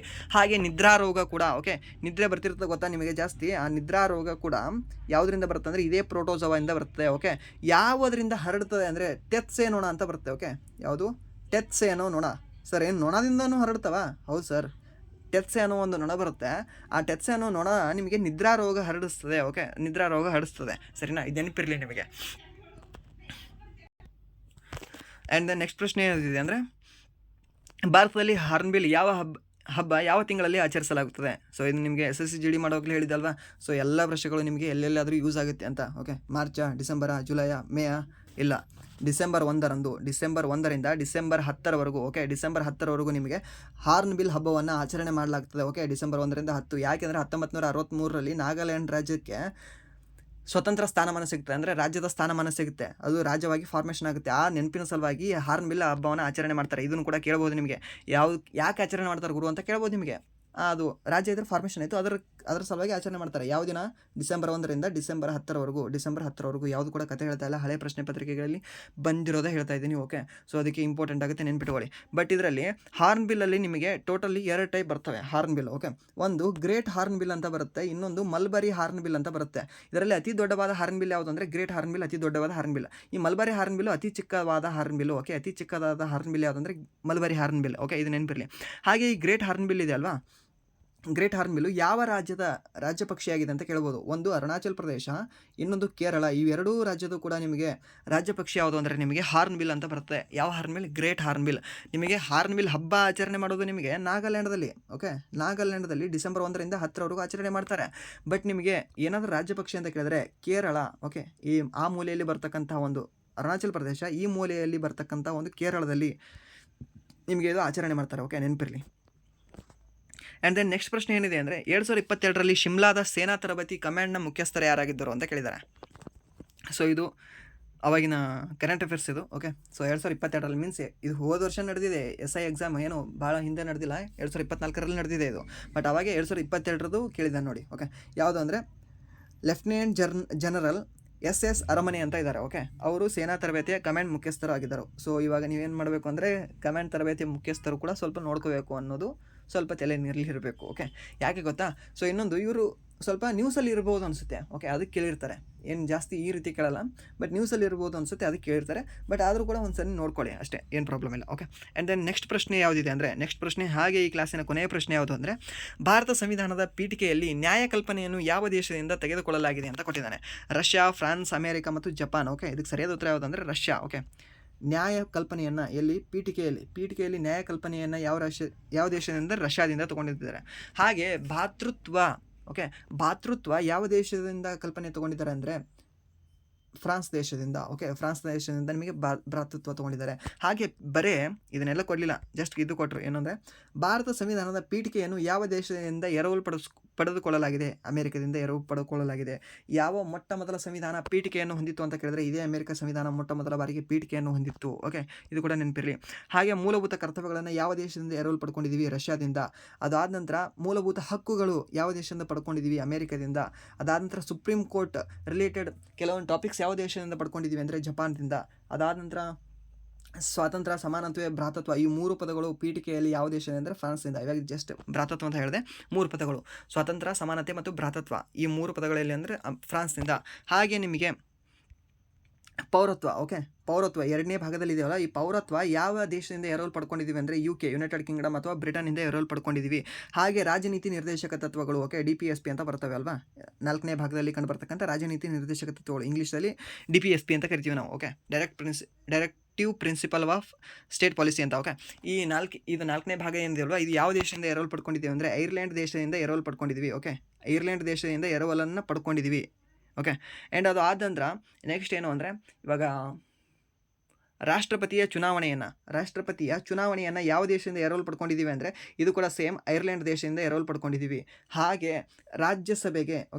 ರಾಜ್ಯಸಭೆಗೆ ಏನು 12 ಜನವನ್ನು ನೇಮಕ ಮಾಡ್ತಾರಲ್ವ, ನಾಮನಿರ್ದೇಶನ, ಇದು ಕೂಡ ಯಾವ ದೇಶದಿಂದ ಅಂದರೆ ಇದೇ ಐರ್ಲೆಂಡ್ ದೇಶದಿಂದ. ಹಾಗೆ ಮತ್ತೆ ಏನು ಬರುತ್ತೆ ಅಂದರೆ ಸಂವಿಧಾನಕ್ಕೆ ತಿದ್ದುಪಡಿ. ಓಕೆ, ಸಂವಿಧಾನಕ್ಕೆ ತಿದ್ದುಪಡಿಯನ್ನು ಮಾಡುವ ಯಾವ ದೇಶದಿಂದ ಎರವಲು ಪಡ್ಕೊಂಡಿದ್ದೀವಿ ಅಂದರೆ 368ನೇ ವಿಧಿ ಅಥವಾ 20ನೇ ಭಾಗದಲ್ಲಿ ಹೇಳ್ತದೆ ಅಲ್ವಾ, ಇದನ್ನು ನಾವು ದಕ್ಷಿಣ ಆಫ್ರಿಕಾ ಅಥವಾ ಸೌತ್ ಆಫ್ರಿಕಾದಿಂದ ಎರವಲನ್ನು ಪಡ್ಕೊಂಡಿದ್ದೀವಿ. ಓಕೆ, ಸೊ ಇನ್ನೂ ಕೂಡ ನಿಮಗೆ ಕಾನ್ಸ್ಟಿಟ್ಯೂಷನ್ ರಿಲೇಟೆಡ್ ಇದ್ದರೆ ನಿಮ್ಮ ಕ್ಲಾಸ್ನ ಕೂಡ ನಾನು ಹೇಳ್ತಾ ಇರ್ತೀನಿ. ಯಾಕಂದರೆ ಸಿಂಪಲಾಗಿ ಕೇಳಿರ್ತಾನೆ, ಸೆಂಟ್ರಲ್ ಗೌರ್ಮೆಂಟಲ್ಲಿ ನಿಮಗೆ ಕಾನ್ಸ್ಟಿಟ್ಯೂಷನ್ ಮೇಲೆ ಜಾಸ್ತಿ ಡೀಪಾಗಿ ಕೇಳಲ್ಲ. ಓಕೆ, ನಾನು ಮ್ಯಾಕ್ಸಿಮಮ್ ಅನಾಲಿಸಿಸ್ ಮಾಡಿರೋ ಪ್ರಕಾರ ಡೀಪಾಗಿ ಕೇಳೋದಿಲ್ಲ. ನಿಮಗೆ CGLಲ್ಲಿ ಮತ್ತು CHS ಅಲ್ಲಿ ಸ್ವಲ್ಪ ಕೇಳಿರ್ತಾನೆ. ಬಟ್ ಉಳಿದೇ ಯಾವುದೇ ಪ್ರಶ್ನೆ ಪತ್ರಿಕೆಗಳಲ್ಲಿ ನಿಮಗೆ ಕಾನ್ಸ್ಟಿಟ್ಯೂಷನ್ ಮೇಲೆ ನಿಮಗೆ ಡೀಪಾಗಿ ಕೇಳೋದಿಲ್ಲ. ಓಕೆ, ಸೊ ಅದೆಲ್ಲ ನೀವು ಏನಿದ್ರೆ ಈಸಿಯಾಗಿ ಮಾಡ್ಕೋಬೋದು ಸಂವಿಧಾನದ ಮೇಲೆ. ಓಕೆ, ಸೊ ಇದೆಲ್ಲ ನಿಮಗೆ ಹಳೆಯ ಪ್ರಶ್ನೆ ಪತ್ರಿಕೆಗಳ ಇನ್ನೂ ಹೆಚ್ಚಿಗೆ ಪ್ರಶ್ನೆಗಳು ನಿಮಗೆ ಮುಂದಿನ ಕ್ಲಾಸಲ್ಲಿ ತಂದು ನಿಮಗೆ ಹೇಳ್ತೀನಿ ಅಂತ ಹೇಳ್ತಾ, ಪ್ಲೀಸ್ ಇದನ್ನು ಲೈಕ್ ಮಾಡಿ, ಸಬ್ಸ್ಕ್ರೈಬ್ ಮಾಡಿ. ಲೈಕ್ ಮಾಡಿ ಅಂತ ಹೇಳೋದು ರೀಸನ್ ಇಷ್ಟೇ, ಲೈಕ್ ಮಾಡಿ ಅಂತ ಏನಿಲ್ಲ, ಜಾಸ್ತಿ ಜನಕ್ಕೆ ಇವಾಗ ನೀವು ಒಬ್ಬರು ನೋಡಿರ್ತೀರ, ಇನ್ನೊಂದು ಇಬ್ಬರಿಗೆ ಸಜೆಷನ್ ಮಾಡುತ್ತೆ ಯೂಟ್ಯೂಬ್. ಓಕೆ, ಯೂಟ್ಯೂಬ್ ಆಲ್ಗರಿಥಮ್ ಏನಿದೆ ಅಲ್ವಾ, ಸೊ ಇನ್ನೊಂದು 4 ಜನಕ್ಕೆ ಸಜೆಷನ್ ಮಾಡುತ್ತೆ, ಇದು ಚೆನ್ನಾಗಿದೆ ವಿಡಿಯೋ ನೋಡು ಅಂತ. ಓಕೆ, ನೀವು ಲೈಕ್ ಮಾಡಲಿಲ್ಲ ಅಂದರೆ ನೋಡಿದವನೇ ಲೈಕ್ ಮಾಡಿಲ್ಲ, ಇದೇನು ಚೆನ್ನಾಗಿರಲ್ಲ ಅಂತ ಯೂಟ್ಯೂಬ್ ಸಜೆಷನ್ ಮಾಡಲ್ಲ. ಅಷ್ಟೇ ರೀಸನ್. ನೀವು ಲೈಕ್ ಮಾಡೋದ್ರಿಂದ ನಿಜವಾಗಿ ಹೇಳ್ತಾ ಇದ್ದೀನಿ, ನನಗೆ ದುಡ್ಡು ಬರೋದಿಲ್ಲ. ನೀವು ಕಾಮೆಂಟ್ ಮಾಡೋದ್ರಿಂದ ಕೂಡ ನನಗೆ ದುಡ್ಡು ಬರೋದಿಲ್ಲ. ನೀವು ಜಸ್ಟ್ ನನಗೆ ನೋಡಿದ್ರೆ ನನಗೆ ದುಡ್ಡು ಬರುತ್ತೆ. ಓಕೆ, ಅಷ್ಟೇ ಮಾತ್ರ. ಸೊ ನೀವು ನೋಡಿರ್ತೀರ, ಸೊ ನನಗೆ ಓಕೆ, ಅದು ಎನಫ್. ಬಟ್ ಮಿನಿಮಮ್ ಅಂದ್ರೆ 4,000 ವ್ಯೂಸ್ ಬಂದರೆ ನನಗೆ ಹೆಲ್ಪ್ಫುಲ್ ಆಗಿರುತ್ತೆ. ಬಟ್ ಅದಕ್ಕೆ ಅಂತ ನಾನು ಏನಿಲ್ಲ, ಬಟ್ ನೀವು ಲೈಕ್ ಮಾಡೋದ್ರಿಂದ 4 ಜನಕ್ಕೆ ತೋರಿಸುತ್ತೆ ಅನ್ನೋದು ನನಗೆ ಒಂದು ಇಷ್ಟ ಅಷ್ಟೇ. ಓಕೆ, ಸೊ ಇಷ್ಟು ಹೇಳ್ತಾ ವಿಡಿಯೋನ ನಿಮಗೆ ಇಷ್ಟ ಆಗಿದ್ರೆ ಲೈಕ್ ಮಾಡಿ, ಸಬ್ಸ್ಕ್ರೈಬ್ ಮಾಡಿ. ಇಫ್ ನಿಮಗೆ ವಿಡಿಯೋ ಇಷ್ಟ ಆಗಲಿಲ್ಲ ಅಂದರೆ ಸೊ ಬೆಸ್ಟ್ಲಿ ಡಿಸ್ಲೈಕ್ ಮಾಡಿ ಅಂತ ಹೇಳ್ತಾ ವಿಡಿಯೋನ ಎಂಡ್ ಮಾಡ್ತಾ ಇದ್ದೀನಿ. Thank you so much. ಹಾಗೆ ನಿಮಗೆ ಈ ಕ್ಲಾಸ್ ಇಷ್ಟ ಆಗಿತ್ತಂದರೆ, ಹಾಗೆ ಏನು ಇದರಲ್ಲಿ ನಾನು ಅಪ್ಗ್ರೇಡ್ ಮಾಡಿಕೊಂಡು ಯಾವ ರೀತಿ ಪ್ರಶ್ನೆಗಳನ್ನ ನಿಮಗೆ ಬೇಕು ಅಂತ ಪ್ಲೀಸ್ ಕಾಮೆಂಟ್ ಮಾಡಿ. Okay, thank you so much.